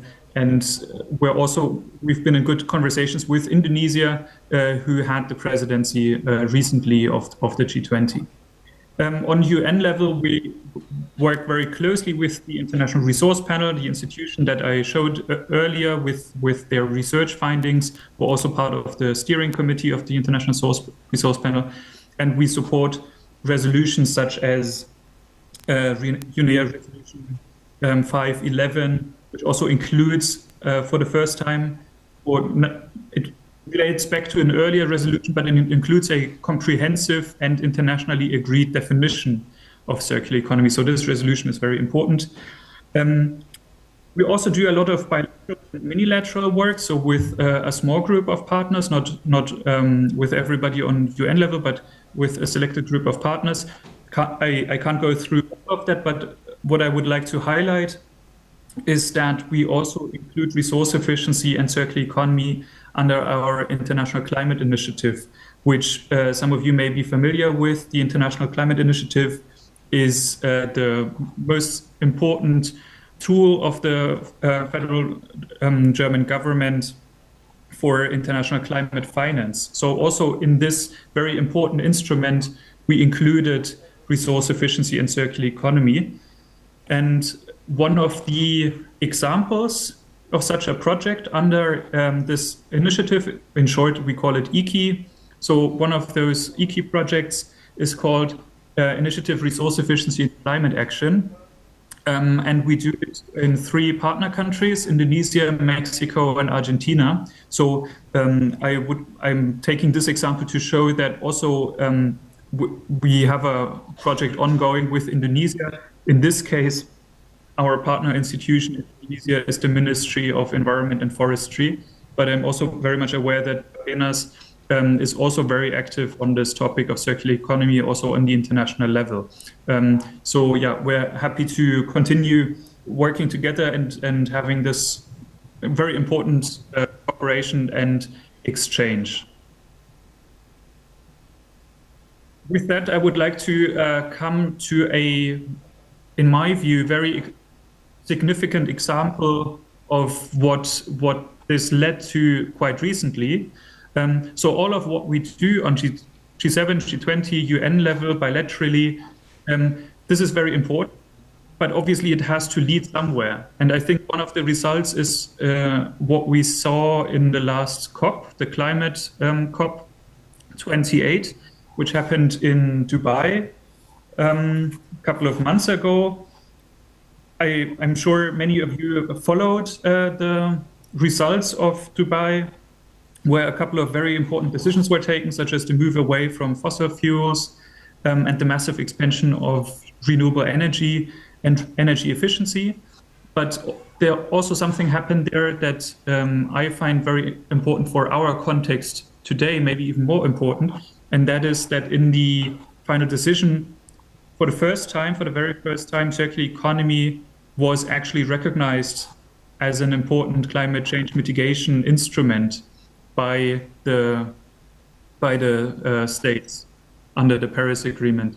And this is very important because, first of all, it was part of the mitigation part of the decision. That means that states recognized it's not only nice to have, but it's very important actually for climate change mitigation. So it's really a very effective tool.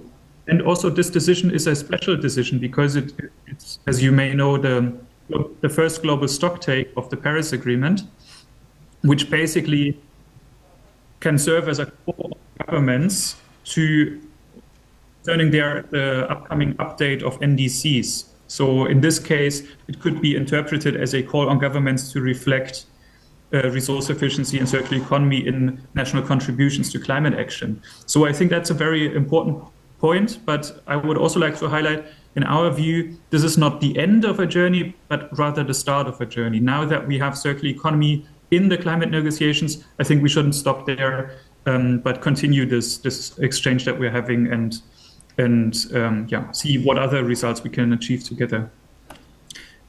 Now let me come to the EU level. As you may know, the EU level is an extremely important framework for all member states, including Germany, for our policy work and also legislative work, because a lot of policy and legislative decisions are taken jointly on EU level. So for Germany, this is of utmost importance to have a strong coordination on EU level as well. And one of the pillars of recent years that really shapes EU policy on the circular economy is the Circular Economy Action Plan, which you might have touched upon already in other contexts. This is an action plan proposed by the European Commission in 2020, and it included, among many other things, a list of 35 legislative and non-legislative measures to promote the circular economy in Europe. And that was an absolute milestone for the European development of a circular economy.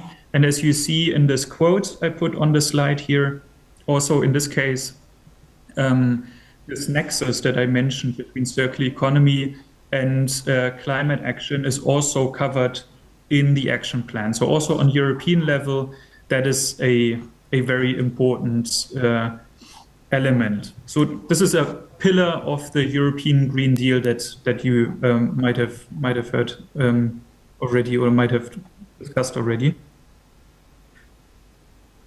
I think we can't go into detail on all of the 35 measures contained in the action plan. It's quite comprehensive. Just wanted to highlight that we, as Germany, used our council presidency, so presidency of the Council of the EU in 2020, to adopt council conclusions. So basically, this is, let's say, the reply of the member states to the Commission concerning the circular economy. So we adopted jointly the reply of the member states on circular economy, and the member states also confirmed the importance of this nexus between circular economy and climate action. Another very important tool, but this is just to serve as an example, is the EU taxonomy, which is a classification system for sustainable economic activities. And in that classification system, transition to the circular economy is one of climate environmental objectives. So this underlines again how important this is. This is one of the 6 objectives that we aim to achieve in the EU. The taxonomy helps us to direct financial flows in this direction. And lastly, there's a couple of very important legal instruments that are partly still ongoing or have been concluded recently, such as Eco-Design for Sustainable Products Regulation, Batteries Regulation, or the Critical Raw Materials Act. Maybe the Critical Raw Materials Act in this context may be significant because it also includes the possibility to come to partnerships with partner countries that are rich in mineral resources. And obviously, Indonesia is such a country. I'm not going to go into much detail here. As you know, this entire topic between EU and Indonesia on critical raw materials is a bit complex, but just wanted to highlight that there's lots of action in this field as well. So now, as a last point, let me briefly touch on the national level, what we're doing at the moment. And at the moment, we're working on a national circular economy strategy. Here's the abbreviation also in German. This comes, the idea of the national circular economy strategy comes from the coalition agreement of the new government, or let's say the current government, it's not so new anymore, in 2021. So this is between the Social Democratic Party of Germany, the Greens, and the Free Democrats, which form the current government. And in that coalition agreement, they basically said, we have two goals for our resources in Germany. We want to reduce the consumption of primary raw materials and to close material cycles. And in that same coalition agreement, the coalition partners said that we need a strategy to achieve these goals. We need a national circular economy strategy. And our minister, as you see in the quote below, said that circular economy must become a driver for environmental protection and climate action. So as you see, it's not an end in itself, but it serves a greater purpose, which is basically we want to strengthen our environmental policies with that.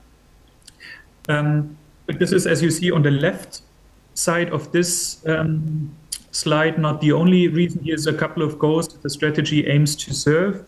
So one of them, of course, is effectively reduce carbon emission. Another one, stop biodiversity loss and curb pollution. But it also aims to secure raw material supply for German companies and boost the competitiveness of German companies.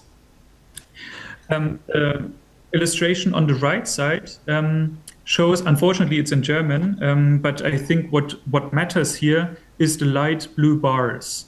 So if we take a quick look at this illustration together, we see that those the words listed on the left side, those are basically the names in German, unfortunately, of our industry sectors. So the first one is transport, then comes textiles, then other industry, and so on. So basically, these are the sectors of our economy. The most important point here is, as you see, that the the bars in general, they show GHG emissions along value chains. So they all add up to 100% to show where in the value chain these GHG emissions happen. The Scope 1 emissions, so the direct emissions of the operations, are the dark blue one. Scope 2 emissions of direct suppliers and so on is yellow. And Scope 3 emissions, which come from the beginning of the value chain, so basically raw materials input and all that, that's light blue. And as you see, for most sectors, these are the most significant emissions, which basically underlines what we've discussed in the very beginning, that at the beginning of the value chain, the emissions are extremely high for many sectors because raw materials are so carbon intensive. And that means that also shows the opportunity for German companies when they use the economy to reduce these Scope 3 emissions, which are the most significant ones for them. So this underlines once again how important the circular economy can be for the decarbonization of the German economy. But of course, there's also other elements that we're aiming to tackle, such as circular product design and circular business models. We're still in the middle of developing this, and also our strategy is not finished yet. We aim to finish it in the course of this year. This is my last slide, just to show you quickly what the strategy focuses on. So it has 8 key areas. As you can see, they cover different categories, such as materials and material flows, such as plastics and metals, but also products, such as vehicles and batteries, as well as overarching instruments, let's say, or areas such as public procurement and circular production. So with this, we aim to have a comprehensive approach to circularity in Germany. And you may recognize of those areas because many of them are basically the classics that you always want to tackle when you speak about circular economy. Plastics, I think, is an example that we talk a lot, and the pollution implications of plastics and all of that. So I think these are, let's say, very classical sectors and that are important for this economy. Ultimately, of course, it comes down to good cooperation with all stakeholders and our international partners. So all of that is only possible in cooperation. And yeah, I think this event today is an excellent opportunity to have such an exchange. And I'm therefore very much looking forward to our further dialogue.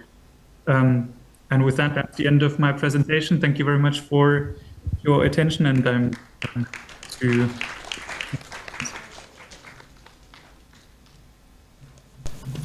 Thank you, Timon, for your interesting presentation, for being with us despite your next meeting. We will try to be on time, so we have, let's say, 8 minutes for question and answer to Timon from the audience, if there are some questions. And then, thank you again, we will make you free.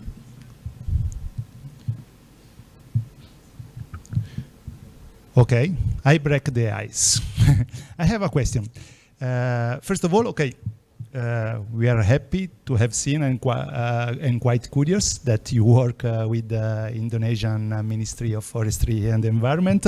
In addition, we are happy also to have seen in one of your slides that the upstream impact of textile sector is very important, and the scope 3 impact is very important because we are in Indonesia, that is a country very important for textile and for garment industry. So in somehow it confirms again the work that we are doing with the textile industry is needed in somehow according to your data.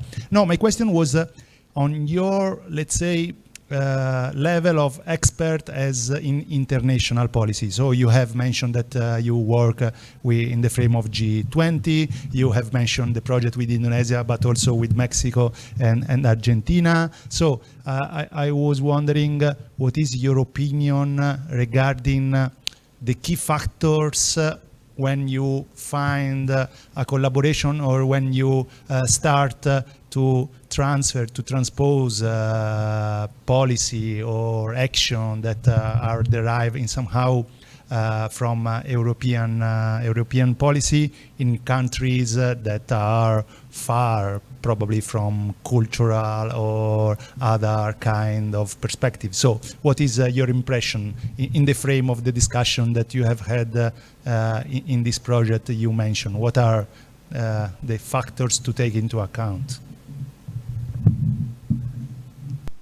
Yeah, thanks, Tiberio, for the first question and breaking the ice. And it's a very relevant one because obviously we come from different contexts and we also have different experiences nationally. So I think we should all, of course that includes Germany very much, have an openness to listen to each other and learn from these experiences and perspectives. But and I'll come back to that again. But I think in any case, it's extremely important to have a common ground, even if we come from different perspectives. And a common ground, in our view, ideally should be science-based. So for projects that we have, as I mentioned, we have a very intense discussion with scientific institutions, most prominently the International Resource Panel. As I mentioned, it's a bit, it's not entirely comparable, but it's a bit comparable to the IPCC, but for resources. And the IRP studies the resource use and implications all over the world, and produces reports on the impact and also gives a bit of policy advice. And such advice. Okay, it seems there is a problem of connection with Timon. However, we have understood, and I'm particularly happy to hear science-based approach as an academic in this frame as answer to my question. Okay, probably Timon has gone. Okay, hopefully he's in good health, not has gone in that sense. Okay. So I will propose to go on, take into account we are missing only 2 minutes for the first speaker. It's a pity to not have the opportunity to go further with some additional questions to Timon and his presentation. But if you agree, I will go on with Hilde, hoping that he's hearing us. He's connected. I am. I hope you can hear me.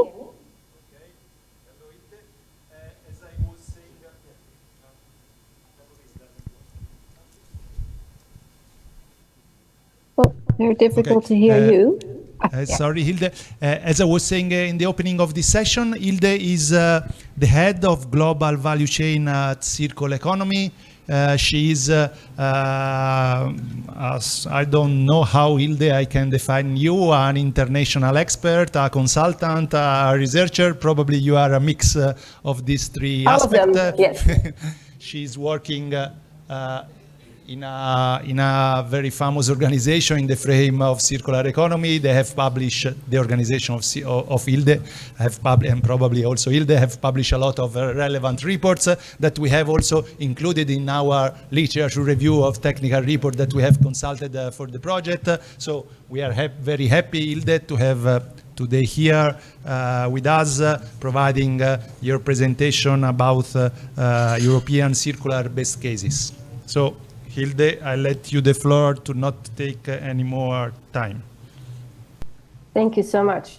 Thank you so much for having me today. It's really an honor and a pleasure to be able to speak at your event. Of course, would have wished to be there in person and to have more the opportunity to meet. I'm Hilde van Duin. I'm the head of global value chains at Circle Economy. I know there's interpretation, so I already apologize. I tend to get enthusiastic and then I speak fast. But I'll try to ensure that it is still doable for interpretation. And now, of course, the most challenging part of the presentation is to share the screen. So let me try to do that. And hope technology works.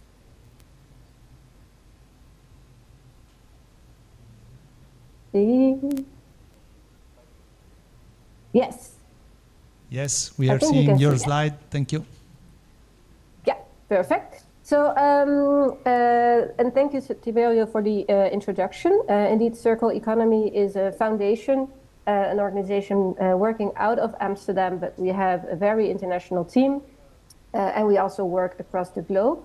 I specifically have to pass on my regards from our CEO, Yvonne Bojo. She has her roots in Indonesia. She would also have loved to do this presentation, but I'm the lucky one. And we've been around since 2012, and our aim is to empower businesses, cities, and nations with practical and scalable solutions to put the circular economy into action. So we do a lot of research, but we also do a lot of working with organizations to actually really implement interventions and capacity building. Maybe to start, and as Tiberio mentioned, the aim of my presentation is to inspire you with some best practices from Europe. I do want to give you the disclaimer that the assignment was to give you best practices from Europe. And of course, there are other best practices from across the globe. So I just to clarify, the reason you're only going to see European best practices is not because there are only best practices in Europe, certainly not. It's just because that is the aim of today's presentation. And at the end of the presentation, I will share a link where you can find actually all best practices that we have gathered in a knowledge hub. And you will also find best practices, of course, from Indonesia in there as well. So just to give you a little bit of background why my presentation is very much biased to European best practices. So when we talk about circularity, you can basically identify 4 different strategies. So if we want to live in a circular world, we need to use less materials. We need to use those materials for longer. We need to ensure that those materials are made from regenerative, sustainable sources. And if a material can no longer be used, we have to use it again or recycle it. Just to open the scope a bit, that circularity is definitely not recycling. Recycling is part of it, and it is a last resort. It's an important one, of course, but you will see that my presentation focuses on case studies across the value chain, so on those 4 different strategies. And I also have brought case studies from sectors that I understood are relevant to you. So you will see case studies on food systems, on textiles, on plastics, on electronics, and on built environment.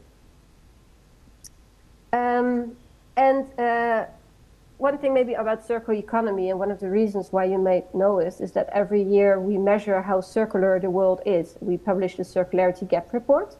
And in that Circularity Gap Report, we basically take the world as one big black box, and we see, okay, what are the material inputs? What is the material used? So what is currently still the stock in the box? And then what comes out of that box? And that's really how we measure circularity. And we do that every year. Our next report is going to be launched in a week from now, on January 24th, during a webinar. So definitely you can still register on our website if you're interested. And every year, as I said, so we measure the state of the world. Not every year with a metric, maybe to already manage your expectations for next week. But last year we did measure it really in a metric, so in one number. We try to summarize it. And we've been doing that since 2018. And back in 2018, we found that the world was 9.1% circular. Okay, well, maybe that was just the start of our focus on circularity. So after that, it improved. Then we measured it again. So every 2 years, we publish a number. And in 2021, we found that the world became 8.6% circular. Now, why is that? Because there are so many great initiatives out there. We do see that there's an increased implementation of circular practices. However, in the meantime, we keep extracting more and more volumes of raw materials. So at the end of the day then, even though you do a lot of efforts in circularity, it still means that overall, the picture, we're going in the wrong direction. And that was also illustrated in our report last year, where we found that back then the world was 7.2% circular. So we're really going in the wrong direction. And we at Circular Economy, we believe that yes, we also come from the understanding that a science-based is fundamental and should be key, but also we do really try to work with organizations across the globe to ensure that we speed up this transition to circularity. And that's really caused because of what I'm going to show now. If we look at the current state of the world, we do extract 100 billion tons of materials every year. And currently, we already cross 5 of the planetary boundaries. So it's not a nice to have, but it's really something that we need to work on together. And that's also why I'm so pleased to have the opportunity to present to you today and to maybe inspire you with some of the examples from Europe. So we do this Circularity Gap Report every year on a global level. We also do scans more on a national level and and also we did one on the continent to really assess, to make it more specific. So what is going on in that country? What are the key industries? What is their consumption? What is the recycling? And then what are, for that specific geographic entity, what are the most impactful strategies on its way to circularity? There's one thing that you will see, of course, or recognize when you look at this list. The one challenge that we're facing is that if you look at data and science-based, it's very much focused on assessing circularity for countries in, let's call it, the global north. And I believe that we are creating a picture that is not representing the state of circularity across the globe in the correct way. Because if you would do such a circularity scan for some of the countries in the global south, I think that the score that you will see, so the circularity metric, will actually be much higher than for all of these countries. So that is something that is really something that we want to work on in the coming years. How do we bring this methodology of measuring circularity to countries in the global south to ensure that they are also literally on the map on what is the state of circularity, but also that they are being recognized for the front runners in circularity that they actually are. So that is maybe my personal wish list that I just wanted to mention today, but that is a bias in the current science base. And same if you look at cities level. So we also do a lot of scans more on a city level. So what can this specific city do on its transition to circularity? And again, you'll see that there's quite a bias towards the global north. And as mentioned, so every country, you have your own industries, your own demography, your own consumption patterns, your own raw material sources, and therefore it is very important to look at circularity from a regional or local level. But still, I do think that we can bring some best practices from Europe to you today, and I hope it just triggered some inspiration. Now, there we go, finally. And these are best practices. You will see it's quite a big range, and often they come from industry. But that doesn't mean that there's not a government relation to them, or that the government doesn't have instruments to actually ensure, incentivize that such practices are being developed or implemented in your own country. And again, as I said, so you will see examples all across the value chain. And the first one that I want to mention is, as I said, the first strategy is use less. So we should really rethink consumption patterns, and obviously, especially people in the high consuming regions like Europe. And one thing that can contribute is design for longevity. And there are quite some examples out there in this regard. And that is something that's being promoted also by the governments in the EU. In the previous presentation, the ESPR was, for instance, already mentioned, or in the country where I live in the Netherlands, through the extended producer responsibility, they are also looking at criteria in relation to longevity to then provide companies that do design their products in a different way with financial benefits. Another role, of course, that governments can play is circular procurement. And I think this is a nice example from Finland, where in relation to food loss, they were really able to reduce food loss. And another intervention that we see across Europe by governments is to switch to vegetarian meals in their own catering services, for instance. Not saying it's easy, there's a lot of resistance also in my country here as well. But these are interventions that we do see, especially more the local governments take in order to reduce food loss or to promote a less meat-heavy diet. Another example in relation to ICT and electronics that really is redesigning the system, I would say, is the Fairphone. I actually have one here, so it's from the Netherlands. But the Fairphone is an initiative where the smartphone has been redesigned in a way that it's modular. So as a consumer, you can actually repair it yourself. Or if you want to have a better camera, you can actually just change the camera instead of purchasing a completely new phone. Also, of course, in the production of this phone, there's a lot of attention to the use of more sustainable raw materials. of course, also due to some complications. I mean, that's challenging. But this is something, I mean, the repairability and the right to repair of products being put on the European market is something that is also on the agenda of policymakers. So either it's, again, about requirements of products that are being put on the market, or another nice example is from France, where they actually promote repairing products by providing these services, or ensuring that these services can be provided at lower prices for consumers. So that's also really an intervention that the government can take to ensure that products are being used longer, and to also promote repair of these products.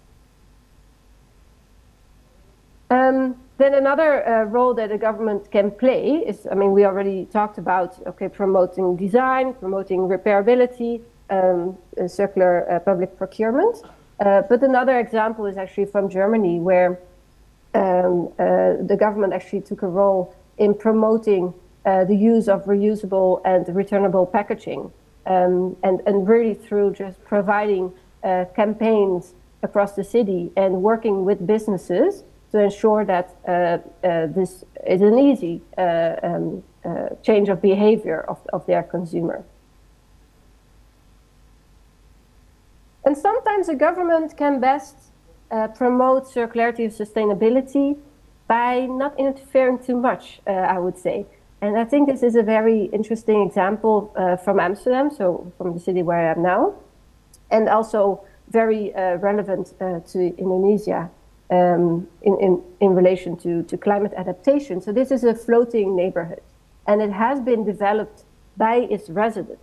And I think here the interesting, and you see the performance of that neighborhood listed here, which is very impressive.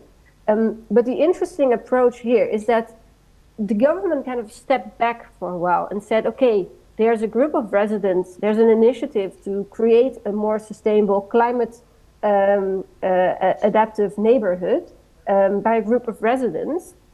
Let's just not directly impose all the rules, but work with them and see how we can design such a neighborhood in a way that it's as sustainable as possible. And I think this is a very interesting best practice. And if you're interested, there's a lot of information that can be found also on this initiative. But I think it also illustrates that sometimes the most impactful role of a government is to actually not step in too early, but leave it to the local community to come up with suggestions. And sometimes, or often, these are more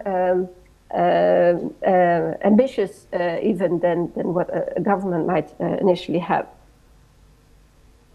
Another important role that a government can play is really more, of course, as the owner of some of the systems, especially in relation to waste management. So to really take action to improve its own collection, sorting, or collection systems and collection rates, and therefore also then increasing sorting and recycling or right disposal of materials. And I think this is a very interesting example from Italy, where they were really able to increase the collection rates quite extensively.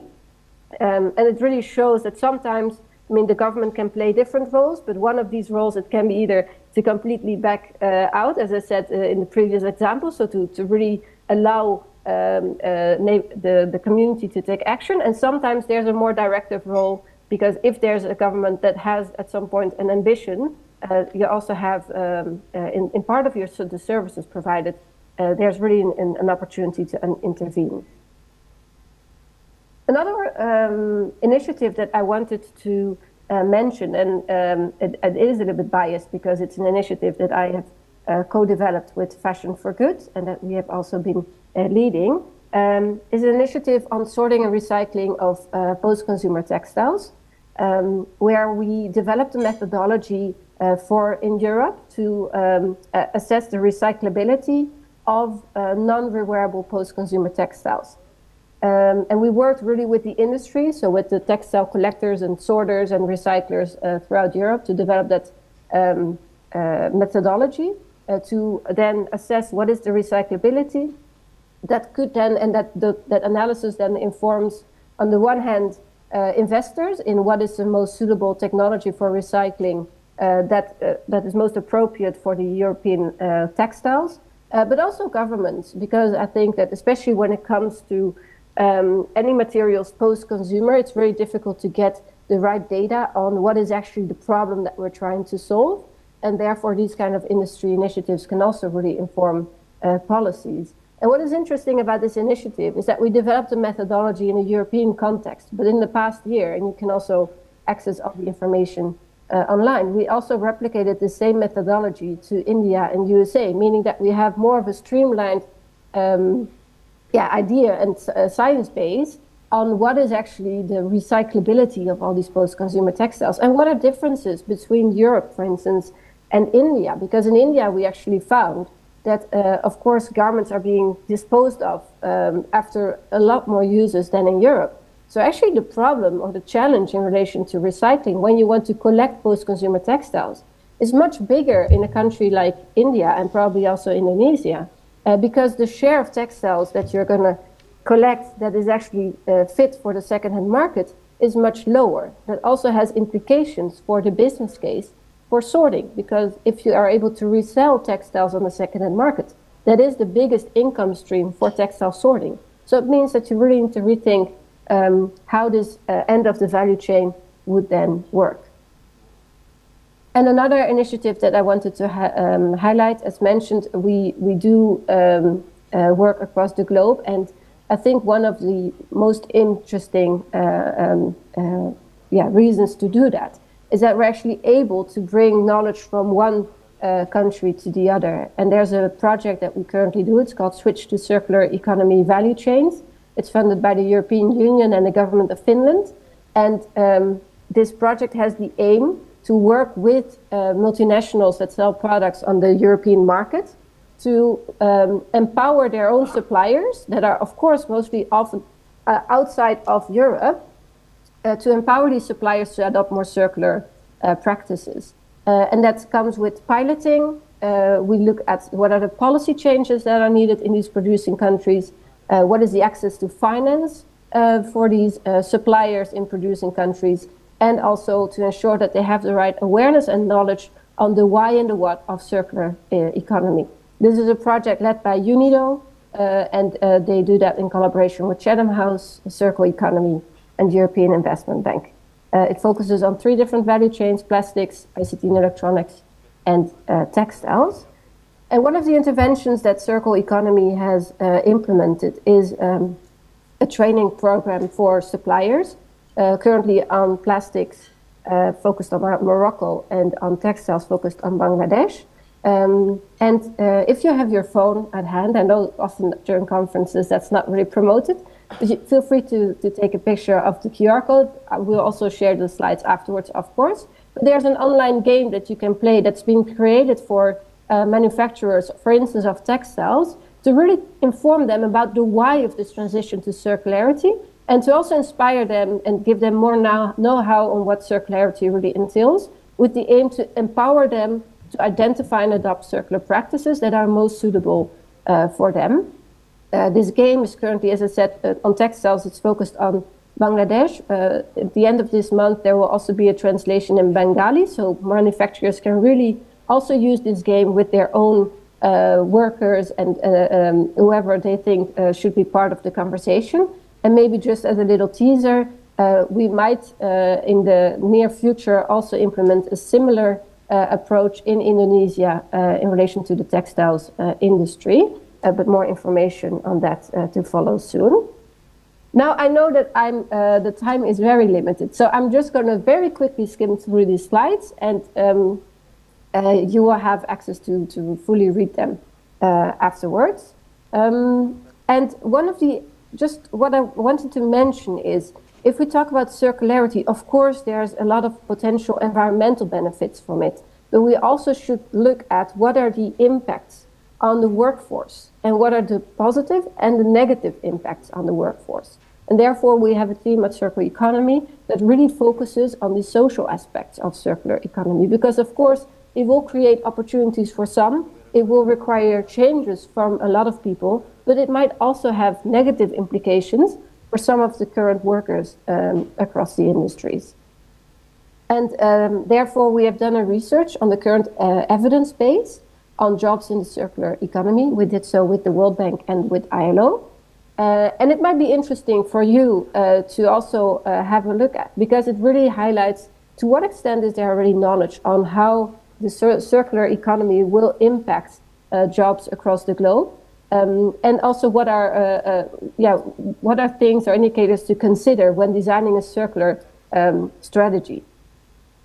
And what we found, especially, and I think that I just really wanted to mention this, and it also reiterates my point from the start of the presentation, we found that even though we know that a lot of the jobs in relation to our economies are located, especially if we talk about global value chains, are located in the global south, most of the studies on decent work on the circular economy focus on the global north. So we really see also here that the evidence base is not representing really, is only giving us a limited view on what the circular economy really looks like, and also what the circular jobs really look like across the globe.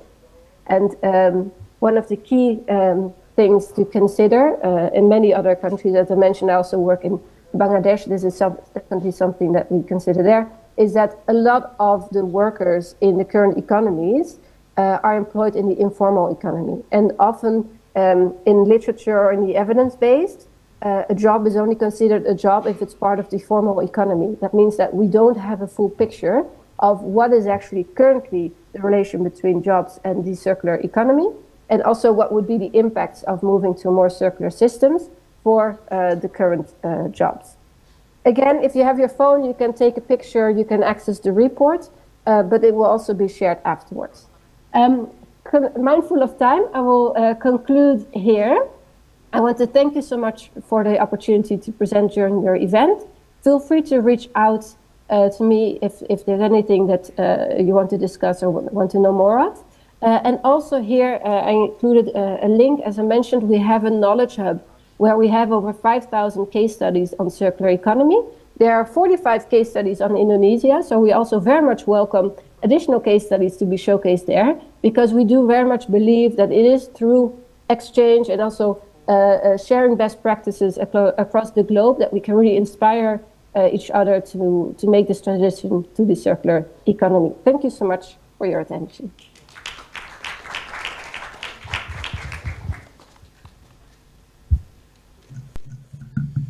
Thank you, Hilde, for the interesting presentation. A lot of inputs, I would say, a lot of contact points, and what we have discussed also just yesterday with the team, and so absolutely fitting your presentation, what we are doing here. And personally, I'm naturally happy to have seen Italy listed in the best practice list as a nationalist, let's say, approach. So let's open the discussion. Do you have some question? Let's ask to the audience. Okay, one question from the audience.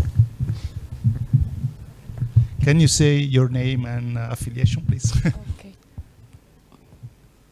Hi.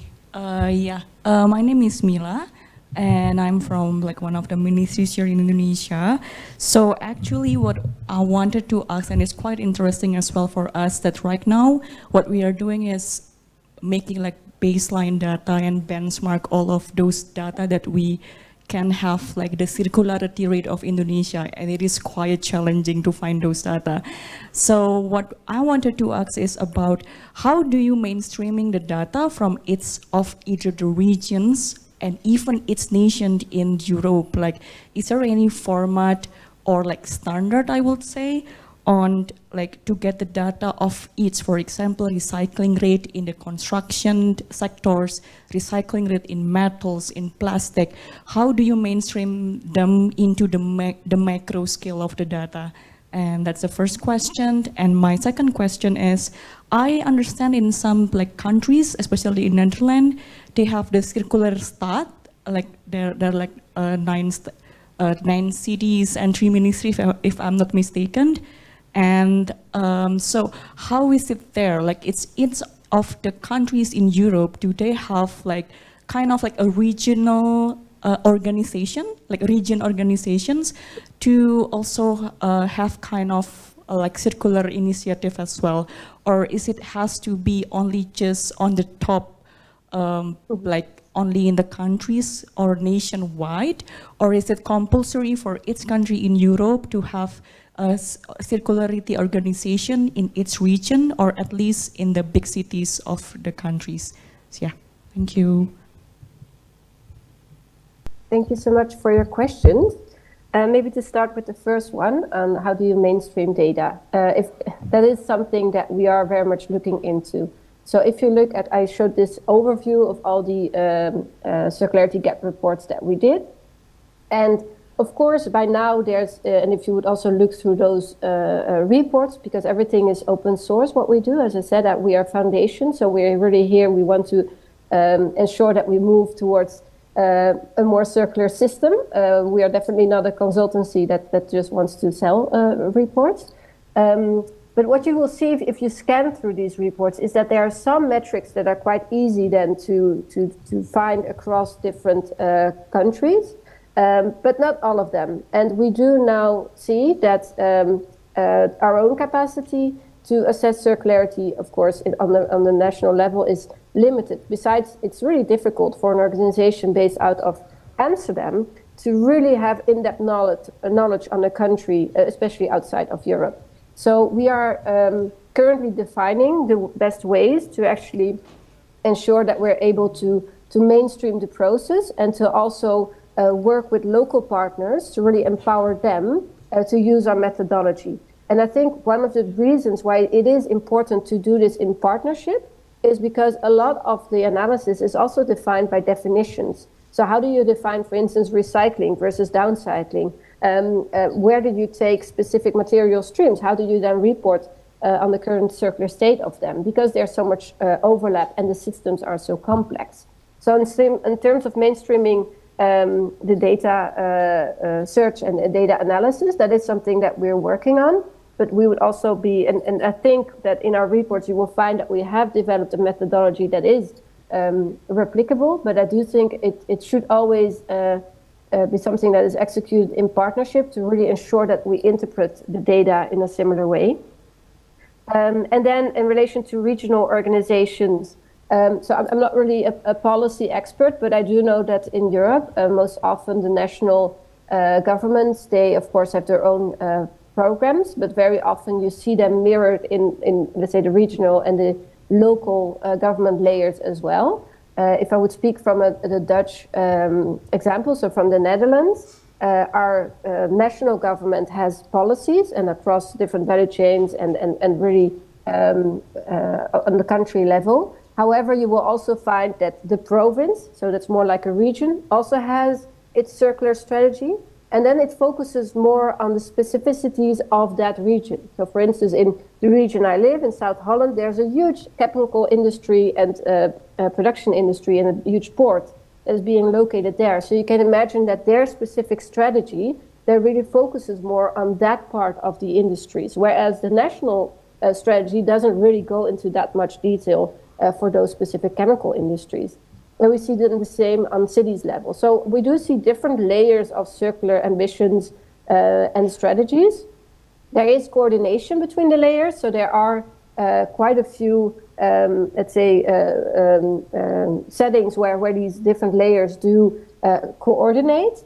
But we do have strategies on different levels. And I do think that you also really require strategies on different levels, because a national strategy will never be able to fully do justice to the specificities of the specific characteristics of the different regions. And especially imagine in a country like Indonesia, I mean, you could even argue that there are so many different types of systems that you will find throughout your country, that a national strategy can help set the ambition and the main guidelines. But I do think that a more regional or more local translation will probably also be required. I hope it answers your question.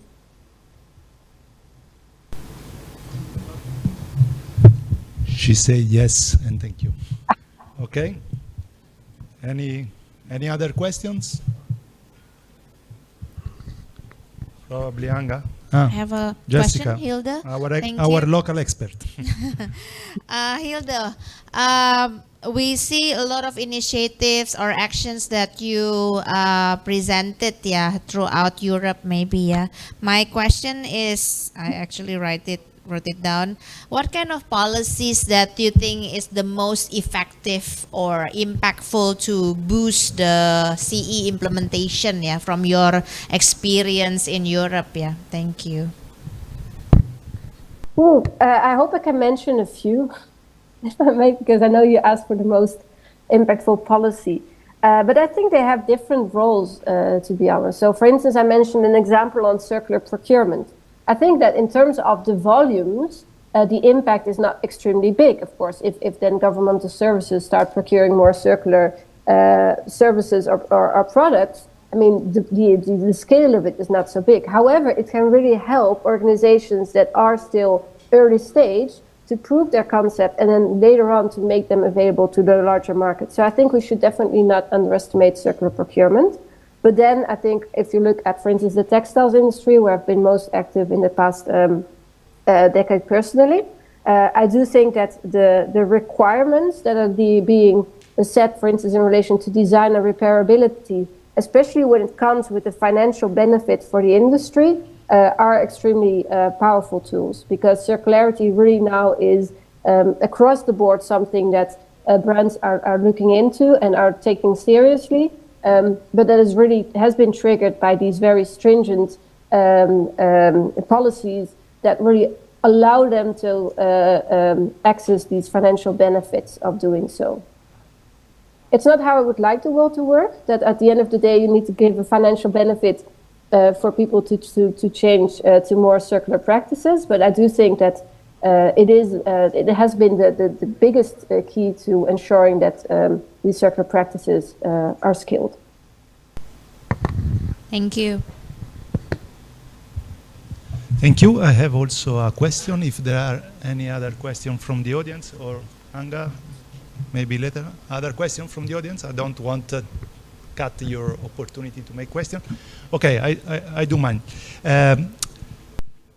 Very interesting in your presentation, the link with what you define decent work and the circular economy. So in somehow social and health and safety aspects linked with circular economy. It's clear that circular economy increase some sector like waste treatment, and this kind of sector could be affected as about health aspect related or safety aspect related to the employees.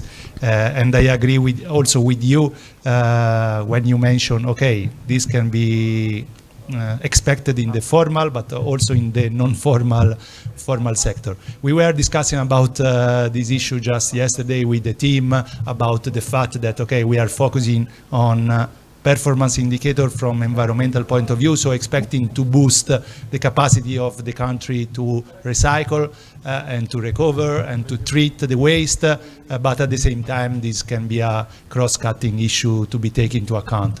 And so I fully agree with you, but I would say that also this aspect is not so spread, discuss, debate also in Europe. Okay, in Europe we have a lot of mandatory legislation regarding safety and health, probably as here and also in other low-income countries. But what is, in your opinion, the solution to try to reduce these side effects of circular economy implementation, especially in low-income countries? Or so, I mean, it must be included in the international policy. It must be more debate, like you have done in your presentation. So, what are the possible solutions in your opinion? Yeah, I think it starts with knowing. So I think that this relation between the circular economy, circular ambitions of for instance, Europe, but also of other countries, the relation between circular ambitions and the current economic system and the social impacts that the current system has is something that is very much unknown. And I do think you need to understand it before you're able to ensure that you improve it or safeguard it. And maybe as an example that I would like to give here is we have we developed an initiative to on the textile strategy of the EU to actually assess what the current situation is. If you look at the current system, this current textile system, and you would translate it back to the EU, and then assess, okay, what is currently the situation related to European consumption and disposal practices? What are the jobs associated with that in a country like Bangladesh? But what are also the jobs associated with it in a country like Ghana, that is one of the key export countries for post-consumer textiles? And then to map for all the different policies that are being considered or have been implemented on circularity by the EU, what are the impacts? So also environmentally, but also socially, what are the impacts then for those countries? And those could be potentially good impacts, but I think also, or we know, that it will also have a lot of impact. For instance, redirecting waste streams, if we all want to start recycling post-industrial textiles, in Bangladesh, that means that these waste streams need to be redirected from the current system, which is an informal system, back to the big manufacturers. So that means that people that work in the informal sector, so those are already the very vulnerable people, might actually be cut out of the system because of these circular ambitions. And it doesn't mean that we shouldn't want to recycle, but it does mean that you need to offer those informal workers an alternative. So either how can they be part of this transition, or can they upskill, or so to really be more mindful about these changes. And I think it really starts with baselining. So by really understanding not only how circular an economy is, but also understand the social implications of the current system. So you know, if you take a decision on a specific policy to become more circular, what the implications would be, and how you can ensure that the impact is as positive as it can potentially be. And if there are people that, because of this transition to circularity, might need to find another job or need to upskill, to also provide the support needed for their transition to happen as well. Thank you. Any other question? Adit?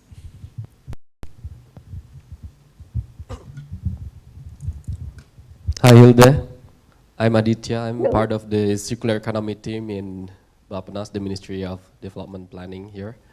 And my question would be, I'd like to know your thought more into the role of SMEs, the small medium enterprise, in circular economy, especially in EU or any case that you have experience in.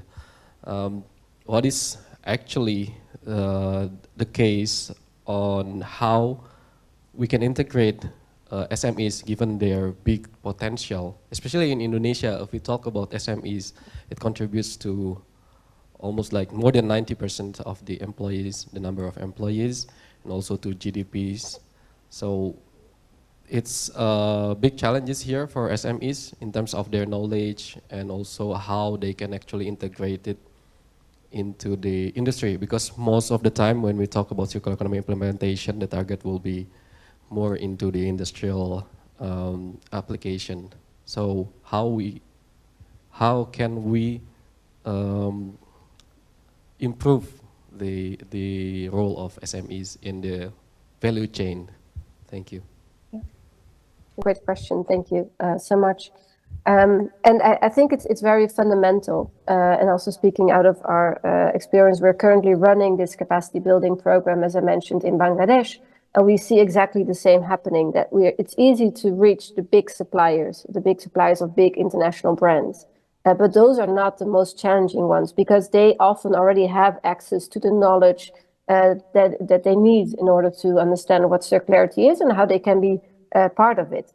I think reaching SMEs is more complex. So what we intend to do, or what we do currently in Bangladesh, is we really work with organizations that already provide support to SMEs.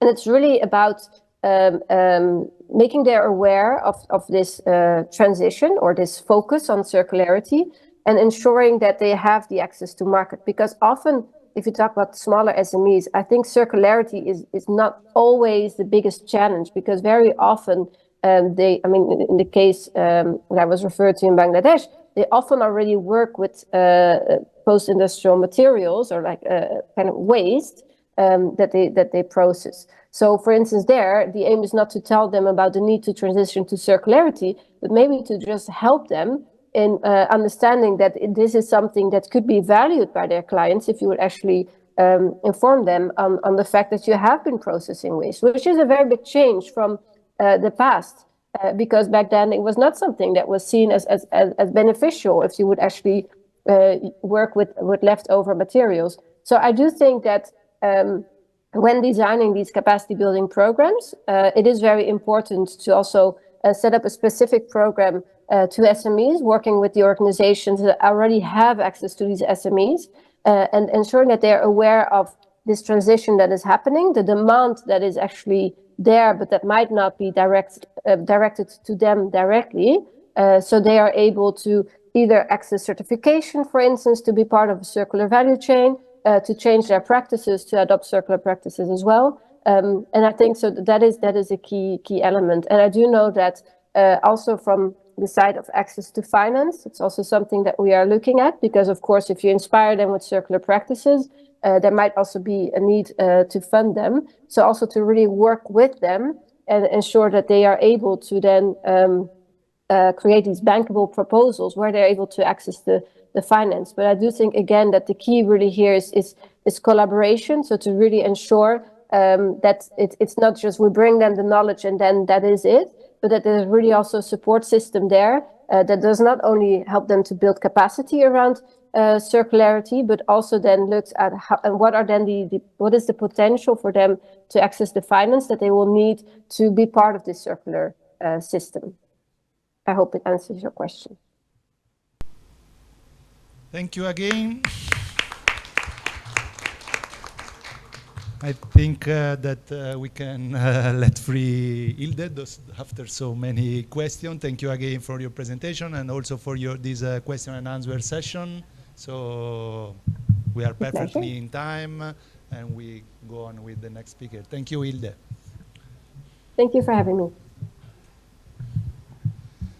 Okay, let's move on to the third speaker. Third speaker is Alessio. Alessio is a researcher. He has a PhD in sustainability management. He follows a lot of European projects on sustainability and circular economy.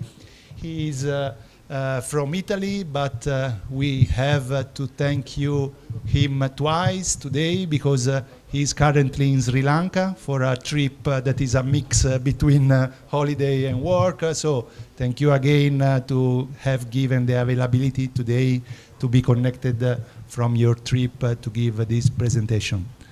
Please, Alessio, you can go on. Hello, everybody. Selamat sore. So thank you for having me here. I'm going to share the screen right now. Thank you, Tiberio, for presenting me. So as Tiberio was saying, I'm a researcher, at the same time a consultant, and especially on sustainability topics. Today, my topic here is to present you a case study on, okay, I think you can see my screen, great.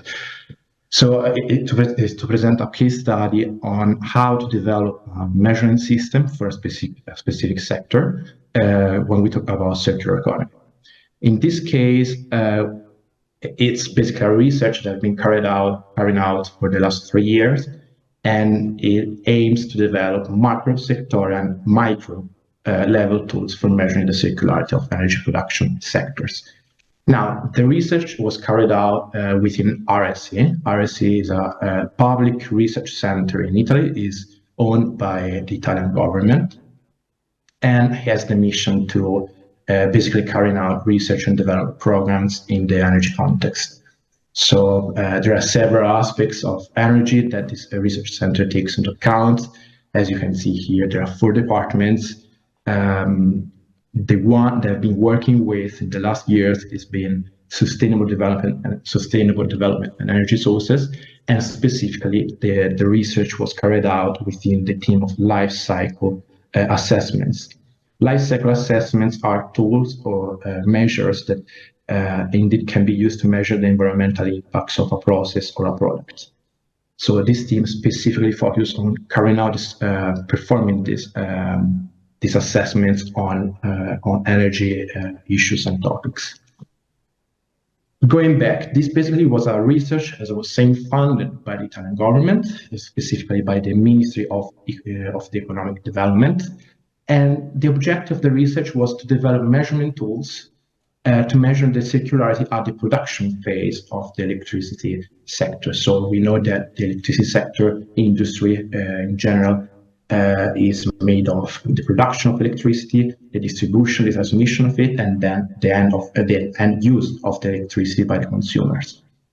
In this case, we focused only on the production part, so on the power plants. The reason was obviously to try to implement a measurements tool to help and therefore to support the policy making and good governance at the national level. And at the end of the 3 years that I was talking about, we had 3 different outputs, the ones that I already told you, which basically were transformed in 3 different reports in Italian and 3 different scientific articles that are now under peer review. So we hope they will be published soon. Now, circular economy, I think the speakers before me, which I thank because I had pleasure to listen to them as well, basically they already explained what the circular economy is. For our purposes, we just have to say that is the shift from a linear system where value is created and then destroyed to a more circular one, where we retain this value. So we valorize the resources that we have. The circular economy is a very wide concept. There are no fixed definitions. It can be applied to any level of analysis. It can be an enterprise, a small and medium enterprise, can be a company, can be a territorial level, can be obviously national level. So different possible ways to interpret this concept. And when we try to link together the energy industry with the circular economy, we can see that usually we think about renewable energy, so only this part, but we also have the non-renewable energy sector. And usually we think it as a driver of circular economy. So all the different circular economy strategies must implement and encompass the use of renewable energies as this decouples, the production of energy from the consumption of fossil fuels. However, we must say that circular economy can be useful for the energy industry. And in literature, this is not very widely researched topic. So not many authors and not many articles talk about this concept. So not the link between energy and circular economy, but the other way around. So the link between circular economy and the energy transition. And we know that circular economy can help limiting environmental problems like the ones that we can have in the extraction phase, but also the ones that we can have in the waste management phase. So basically the end of life of the different power plants. And it doesn't matter if it's about renewable sources or not renewable sources, we still have ways that we have to manage. Now the question is the following: how can we implement circular economy, circular energy systems? First of all, we need to understand the meaning of it. So we need to conceptualize the concept. Second, we need to measure. By measuring, we can try to implement solutions to enhance the circularity. Now, this was a bit of background regarding my research. So the main goal remains the development of measurement tools. And here you can see a logical process of the methodology that we used. So the first part was about the conceptualization. I told you that it's not very common to have this topic linked together. So we tried to define the circular economy in the sector, and we tried to produce some circular economy principles that then could be used for the construction, for the development of the measurement framework. Starting from this, we try to identify a measurement framework. We identified some circular economy KPIs, some indicators that would fit the purpose of our research. Then we had to calculate the indicators, and then the system basically led to just a final value that we call we call circular index calculation final value. Now, going towards the starting basically from the conceptualization. I'm not going to show you the definition, but we provided a new definition. In literature, there are just 3 definitions of what a circular energy system is. At the, for example, even at the European Commission level, there are not clear definitions, so the European Commission doesn't provide it. So we tried to make some principles. As you can see, we divided those principles in 2 parts. The first set of principles, we define them as core principles, so they're the main ones. And then a second set of principles were called enabling principles, so the principles that could indeed promote the transition towards a circular economy, at the same time support the core principles. You can see that obviously, again, here we are talking about the production plants, so the power plants for electricity. So in terms of core principles, you can see that we identified circular inputs, so the need of having renewable, recycled, and recyclable resources in input, the need of optimizing the use of resources during the production of electricity. So it means to have business models that can extend the useful life of the assets, models that can indeed minimize the loss of energy during the production, and so on. And then we also have a principle related to the outputs. So the idea that we have to reuse, recycle, and increase basically the use of or the value of the components even when they are in outputs, okay, when they go out from the boundaries of the system. It's quite interesting the fact that we also put a principle on the reduction of environmental impacts, because it's very important to link circular economy strategies with the reduction of environmental impacts. It's not, it must not be taken for granted the fact that circular economy can lead to environmental benefits. We should always try to understand the impacts of a circular economy strategy or action. Talking about the enabling principles, you can see that we have concepts related to design, circular design, research, innovation, but also collaboration and a systemic approach between different stakeholders. Now, the goal of the measurement tools, here I'm providing you a general perspective of the 3 different tools that I'm going to show you. They work basically the same, the structure is the same, the indicators are different, but the structure, the framework is the one that I'm showing you right now. The goal of these measurement tools is the following, is to have a final circular index between 0 and 100, so in percentage, and where basically 0 means that the system is not carrying out any transition towards circular economy, and 100 is the best ideal situation for the system itself in terms of circular economy. Now, if you look at the left side of the slide, you can see this picture where basically at the bottom we have circular economy KPIs. So the first thing that we did was to look for indicators.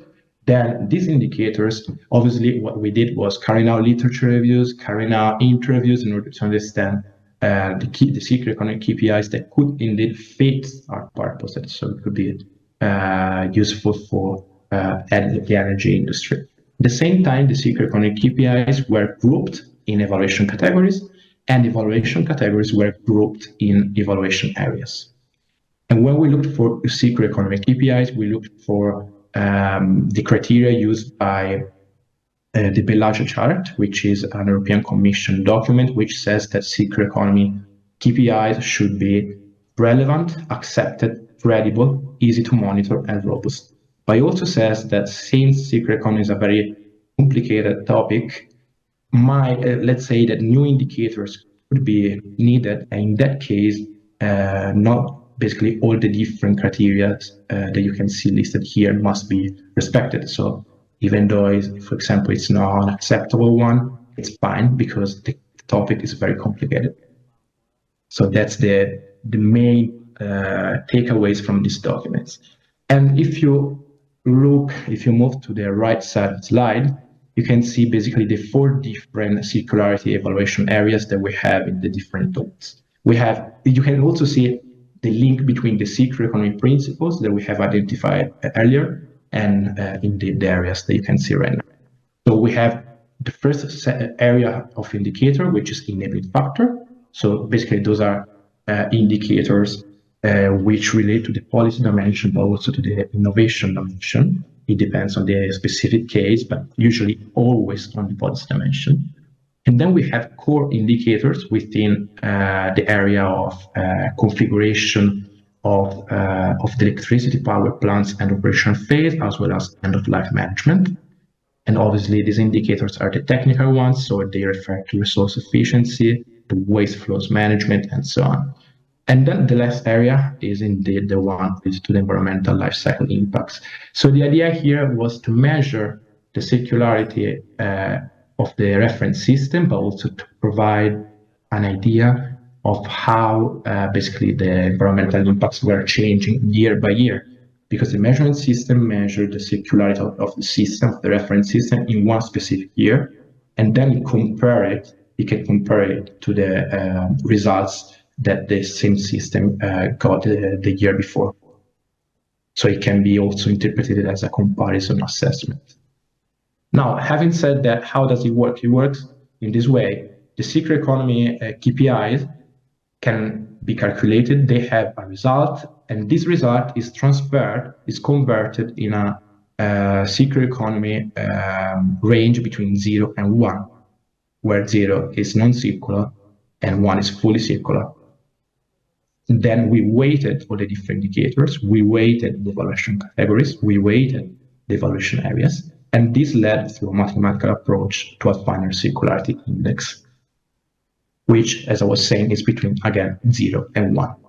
Now, these concepts were applied to develop 3 different measurement systems, which measure 3 different, let's say, units of analysis. The first tool was a macro level tool, and it's used to measure the circularity at national level, and we use it to measure the circularity of Italy, so the Italian electricity generation system.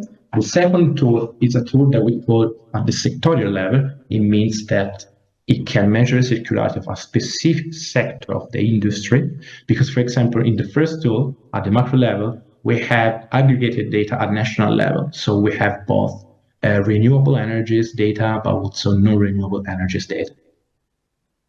Whereas in the second tool, we go specifically within the sector of reference. So we calculate basically the circularity of that sector. The idea is to have, for example, to calculate the circularity of all the different sectors making up the energy mix of the Italian of Italy, basically. And then these results will provide a final circularity index, which should be the same as the one that we found in macro level assessment. The third measurement tool that we developed is a micro level. So we go from a country level to an enterprise level. And in this case, we developed just one for organization which manage photovoltaic parks. Now, the level of and the accuracy of data that we used, also, let's say, the difficulties that we had goes from basically starting from the macro level to the micro level. They get better, because at the macro level we have aggregated data, but we cannot go in the specific detail of the single indicators. Whereas if we go at the sectorial level, we might have more data. And if we go at the enterprise level, we might have even more data than before. That's the idea. That's what we found with this research itself. Now, there are every indicator for all the different measurement tools have a way of calculating them, the results of the single indicators, the results between 0 and 1 in terms of circular economy, and so on. Here I'm going to provide you just a general idea about the indicators that we have selected. And you can see that for the first tool, the macro tool, we had 13 indicators. And these indicators were basically divided in indicators related to the national strategy, the strategy of the main electricity generation operators, and now I'm going to tell you why, Then we also have the configuration and operation phase indicator, the commission of power plants indicators, and then the environmental life cycle impacts categories I was referring to before. For example, starting from the first one, what we tried to do was to give a circularity value to the presence of circular economy principles within the national plans, the energy Italian plans.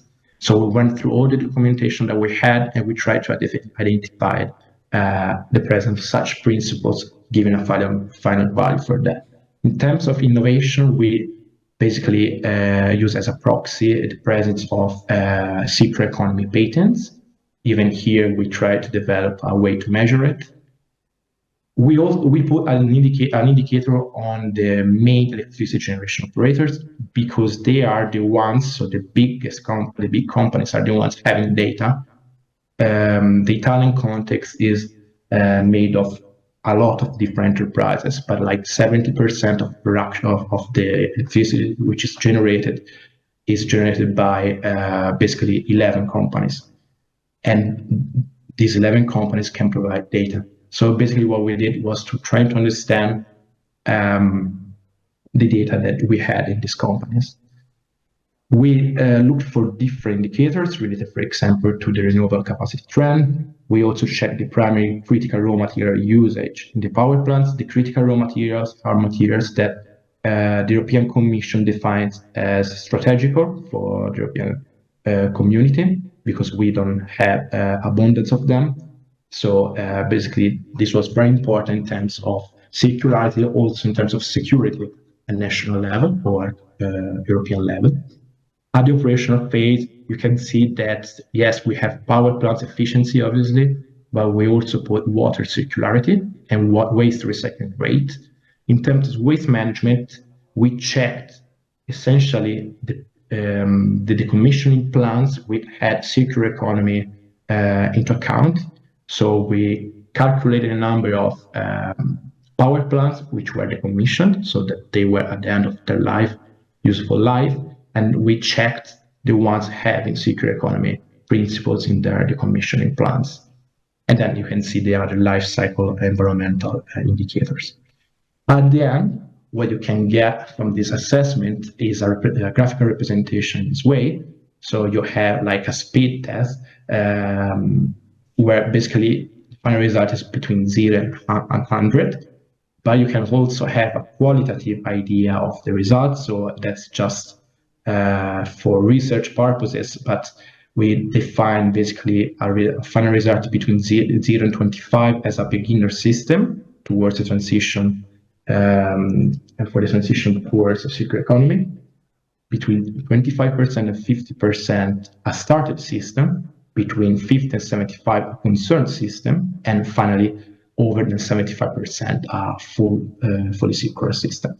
In this case, the case study was applied in 2020 in Italy, and the final result was 52%. Below, you can also see how the different evaluation areas that I told you before performed, and we got the highest results in the technical indicators, so the second circle that you can see, and the lowest in life cycle environmental impacts area. Which means that basically the environmental impacts related to the electricity sector in 2020 were worse than the ones in 2019. Now, moving to the second measuring tool, here you can see that you can see also what I was saying before. So we moved from 13 indicators in the first measuring tool to 16 indicators. So we have more indicators because we have more data. And in this case, you can see that more or less we have the same indicators, but we also have others. For example, here we included the presence of industrial symbiosis initiatives. So we tried to define an indicator for industrial symbiosis. We included the load factor, which is basically a way to represent efficiency of power plants. We included biodiversity in terms of land use, which was not possible at the national level, because it will mean to calculate the land use of every single power plant for any sector, from the renewable sector energy sources to the non-renewable ones. And in this case, we also try to give a circular value to the basically to the what we call that here the end of life facility management that we didn't do in the first tool. We added also another category for, related to the environmental life cycle impacts. In this case, the category was the other two categories was the impact on fossil resource use and the impact on mineral and metal resource use. Here we applied it to two different case studies, again in the Italian context. The first one was the bioenergy sector. The second one was the Italian photovoltaic sector. The Italian bioenergy sector got in 2020 a final result of 43%.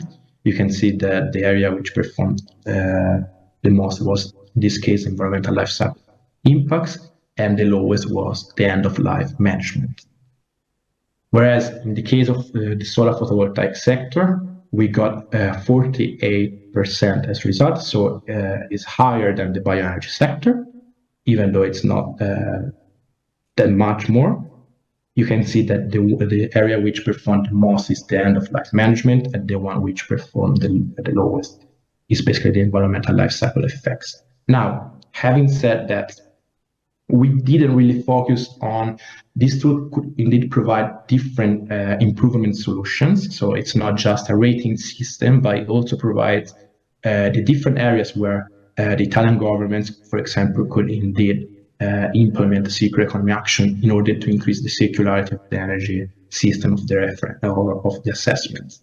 But in this case, at least in this first part, it was the research was more about the development of the measurement system itself rather than the final result. So what I want to say is that 43% for the bioenergy sector and 48% for the solar sectors, they can, for example, next year, these results can change. They are really dependent on how you structure the assessment tool. Then the last tool, it was a micro level tool. And as you can see, we moved from 13 to 16 and now to 40 indicators. And you can see that there are, I didn't put all the indicators here, but just to give you an idea about the evaluation categories, we have indicators related to the presence of environmental policies, to the implementation of such policies, promotion, collaboration, training, and also this related to the enabling factors. But regarding the electricity sector configuration and the operational phase, we included also indicators related to the technology, so the circularity of the technology. Because in this case, obviously, what happens is that you go asking the company itself for the data, and they have also data related to the technology, which at the national level are not always possible. In terms of specific indicators, we asked for modules useful life, the presence of agrophotovoltaics, which is now a very important topic in Europe, the scalability of components, and the content of primary raw materials in the different technologies used for the production of solar energy. We inserted also a category related to the maintenance of the infrastructures of the power plants, because for the solar sector, it is quite important. And then also some indicators related to the decommissioning phase, so input resources and output resources. The final result was quite low, it was 24%. We applied this tool to just one company, to be honest, so we are going in the future to apply this tool to more companies to understand if the framework is solid enough, and to understand also to have an average of the circularity of the companies in Italy.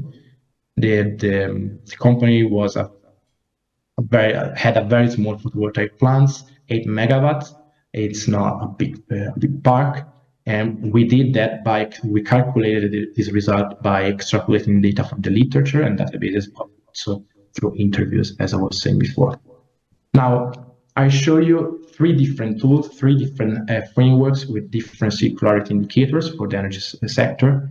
what I would like to highlight as final consideration of this presentation is the fact that the measurement is fundamental in any sector, and it can be applied at any level. So I give you an example of the energy industry, which is not really the most common industry when we talk about circular economy. Usually we talk about the textile industry, the leather industry, the chemistry industry, and so on. But now you also see that it can be applied to any different context. It must be said that these tools they are like the first tools to be developed for such purposes. So it means that they can be further refined. They might not be so robust. We are still working on them, but they are the first ones, so they can be already used. We have applied them. You saw the results, but obviously when we developed these tools, they were related specifically to the Italian context because the research was funded by the Italian government. However, the indicators that we put are quite replicable, so they can be used also, for example, for Indonesia.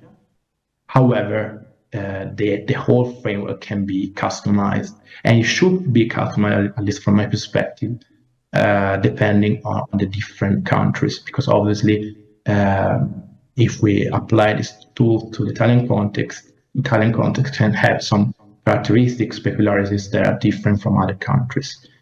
And the most important, apart from the results in terms of percentage, the most important result that we got during all this development process was the fact that we did not find a lot of data.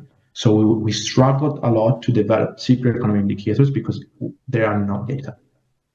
They are not at the Italian context and neither at the European level context. So one of the most important policy-making inputs that we gave through this research was the need to collect data, maybe to collect data in a digitalized way so that they can be also accessible. So they must be available, but they also need to be accessible. Maybe not in an Excel fileable. Through a web page, that could be a very nice option. And based on the data that we can get, we can also develop new indicators, because many indicators that there were some indicators that we wanted to include in the measurement tools, but we couldn't, because it didn't make sense as we didn't have the data to calculate the final results of such indicators. So we didn't put the indicators in the framework. But by having this data, in the future, we might change indeed the measurement tools as I showed you. So thank you. This was the presentation, and I'm here for any question. Thank you.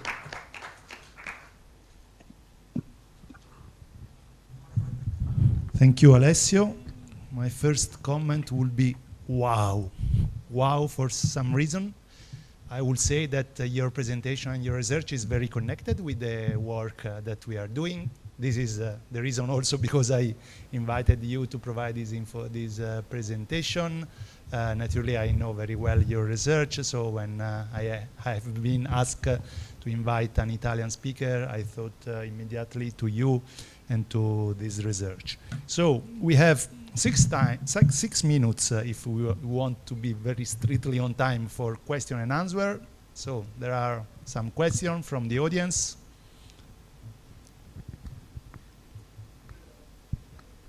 Okay, bring the mic. Okay.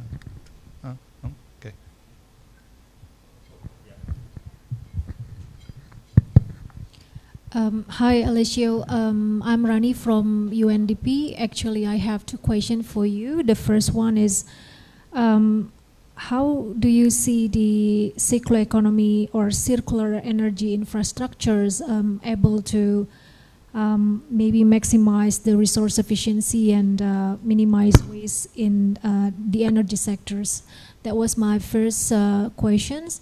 And the second one is, we are talking about circular economy and also energy transitions. Some of your slide presentations also provide that information. So how do you see the role of circular economy supporting energy transition, especially for Indonesia? Thank you so much.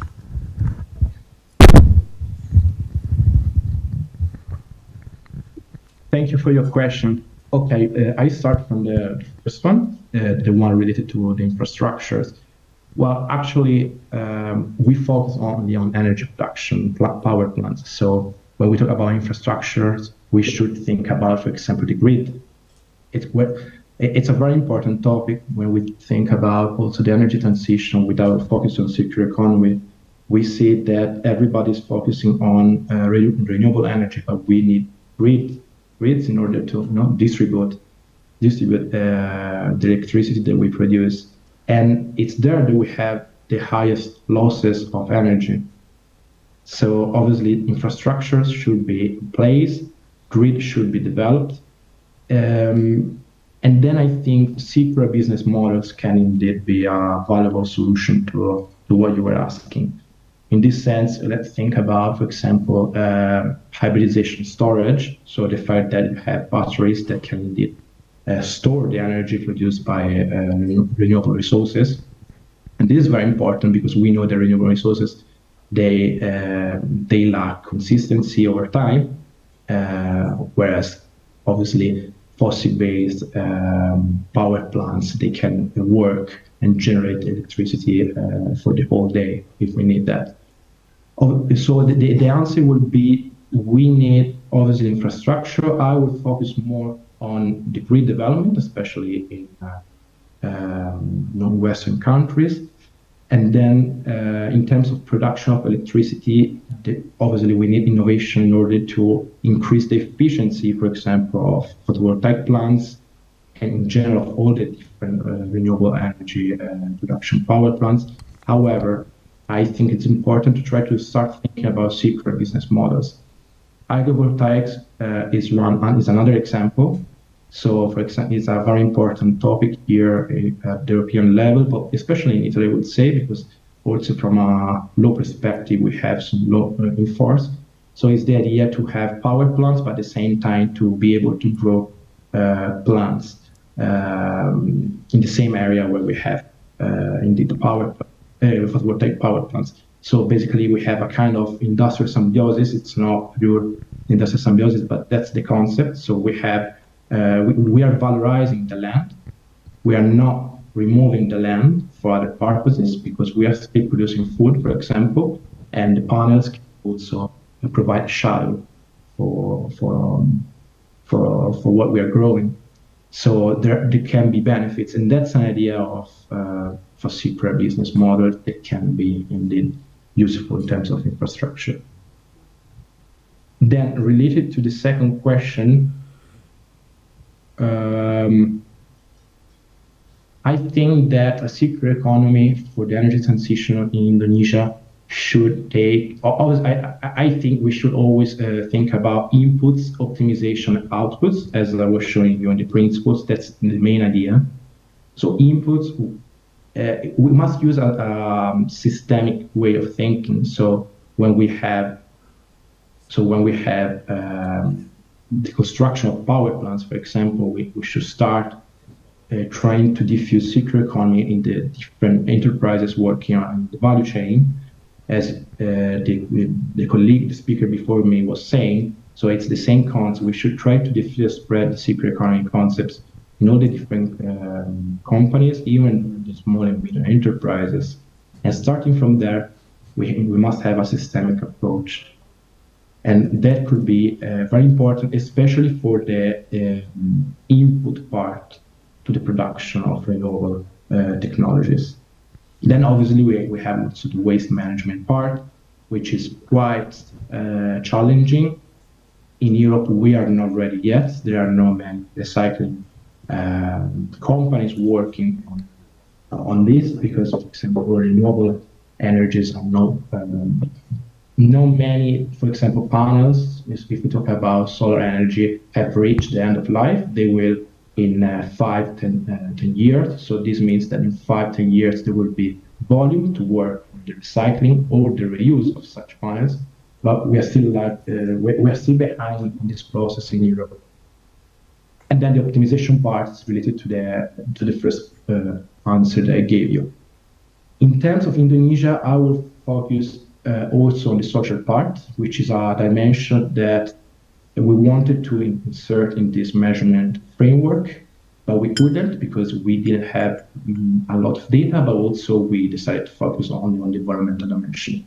But for the next, let's say for the next measurement tools, we are going to include that in Italy, and I think that in Indonesia, that could be interesting also because we put only the measurement of environmental impacts, so the last evaluation area. But there are some trade-off between the environment and the social dimension. So it could be very interesting to try to integrate in any. It's not just the energy industry, but any circular economy measurement framework as a social part. Maybe we can start in the environmental dimension because it's where the circular economy comes from.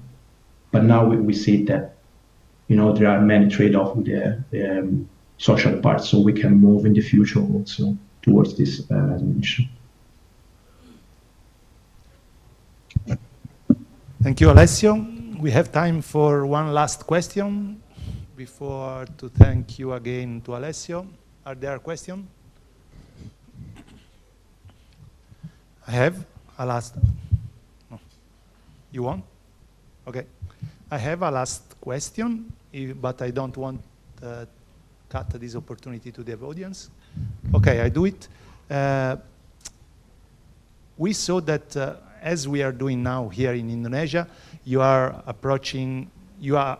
approached macro and meso indicators in your exercise, in your research, in your tool. But you didn't link these indicators. So the 13 macro indicators that you have listed are not the same, or the link with the meso level indicator are not so strict.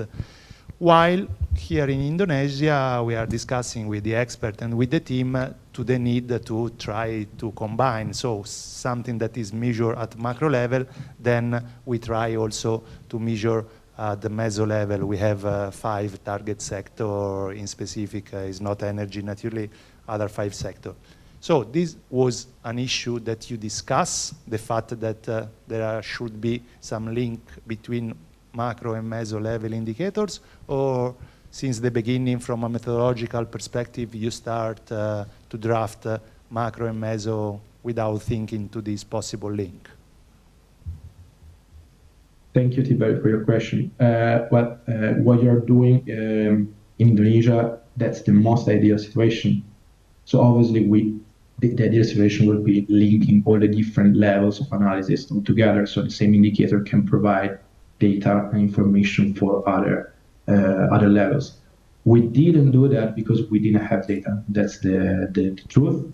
We wanted to do it, but it was not possible, as sometimes we had only data at the national level, and sometimes we had data on the sectorial level, what you call meso. So the idea was we started with the tool at the national level, but we saw that we didn't have data. So the process was, okay, let's try to measure at the sectorial level to see if we manage to get more data, and then the idea would be to construct, to develop a tool starting from all the different data that we get from all the different sectors. So the data from the solar photovoltaic sector, the data from the wind sector, the data from the bioenergy sector, and so on. So that's the answer. But we saw that even at sectorial level, some indicators, for example, I'll give you an example. How do you calculate the recyclability of a bioenergy infrastructure or solar module? It's very difficult. We tried to do that, but you can see that there is no fixed and robust way. So what you're doing there is the right thing, but at least in this specific context, the energy industry and at the Italian level, we didn't manage to pursue it, but we will do it in the future. Okay, thank you. So thank you again, Alessio, and enjoy the rest of your trip in Sri Lanka. Bye-bye. Thank you. Bye-bye. Okay. Thank you, Tiberio and Bapak Ibu. I think we already in the end of this event. Banyak sekali yang tadi sudah kita dapat pembelajaran baik terkait dengan indicators or terkait circular economy juga dari pengalaman teman-teman yang ada di Eropa. Sebelum saya tutup, mungkin ada sedikit sambutan penutupan dari perwakilan Direktorat Lingkungan Hidup BAPPENAS yang diwakilkan oleh Mbak Asri. Silakan Mbak Asri. Ya, izin Bapak dan Ibu mungkin singkat saja. Assalamualaikum warahmatullahi wabarakatuh. Selamat sore Bapak dan Ibu. Mungkin pertama-tama selamat tahun baru. Panjang ya kayaknya. Kalau saya ingat Bapak dan Ibu dulu bulan Juni Juli ya kita pernah juga mengadakan pertemuan seperti ini. Waktu itu kami bicara bahwa roadmap-nya sedang akan disusun. Kemudian juga kami sampaikan bahwa sudah ada indikasi kira-kira dukungan dari kementerian lembaga seperti apa begitu, dan alhamdulillah Bapak dan Ibu sampai sekarang tadi kami sudah dibantu dengan tentunya banyak expert di sini Bapak dan Ibu, kami dibantu dari EU juga seperti itu. Kami terima kasih bahwa kita sudah punya gambaran bagaimana sih sebenarnya profil ekonomi sirkular di Indonesia, sampai keluar tadi ada angka berkaitan dengan circular input dan juga recycling rate dari material. Jadi Bapak dan Ibu, besok kami terima kasih atas kehadirannya hari ini, dan kami sampaikan lagi Bapak dan Ibu besok kita akan coba lebih dalam lagi. Tadi kita akan mengorek lagi nih dari Bu Jessica gitu dan juga Pak Tiberio, sebenarnya di mana sih angka-angka tersebut didapatkan gitu. Bagaimana kita bagaimana aksi-aksi ekonomi sirkular tadi yang disampaikan dari misalnya teman-teman circle ekonomi, kan juga pasti di Indonesia juga sudah ada ya bahan-bahan tekstil dari recycling, bagaimana itu bisa berkontribusi terhadap angka sirkular ekonomi di Indonesia tadi. Itu yang ingin kita bahas Bapak dan Ibu. Dan kemudian juga satu lagi tadi mungkin pas lagi video Direktur Lingkungan Hidup ada surprise sedikit ya Pak.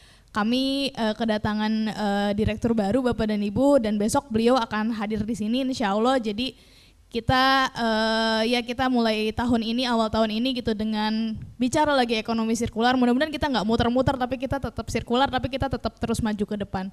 Mungkin itu saja dari kami. Mohon maaf kalau misalnya masih ada yang kurang berkenan. Wassalamualaikum warahmatullahi wabarakatuh. Terima kasih Mbak Asri untuk sambutannya. Sebelum saya tutup, mungkin Bapak Ibu mohon berkenan mengisi feedback form yang sudah tersedia di depan. Mungkin nanti bisa di-scan untuk pelaksanaan kegiatan ini. Ini menjadi penting buat kami, catatan untuk kemudian ke depan bisa memperbaiki setiap kegiatan dan acara yang kami lakukan. Di depan meja masing-masing Bapak Ibu sudah tersedia QR code-nya, termasuk linknya. Mohon Bapak Ibu bersedia untuk mengisi dan memberikan masukan kepada kami. Oke, mungkin sekali lagi terima kasih untuk Bapak Ibu yang sudah berkenan hadir.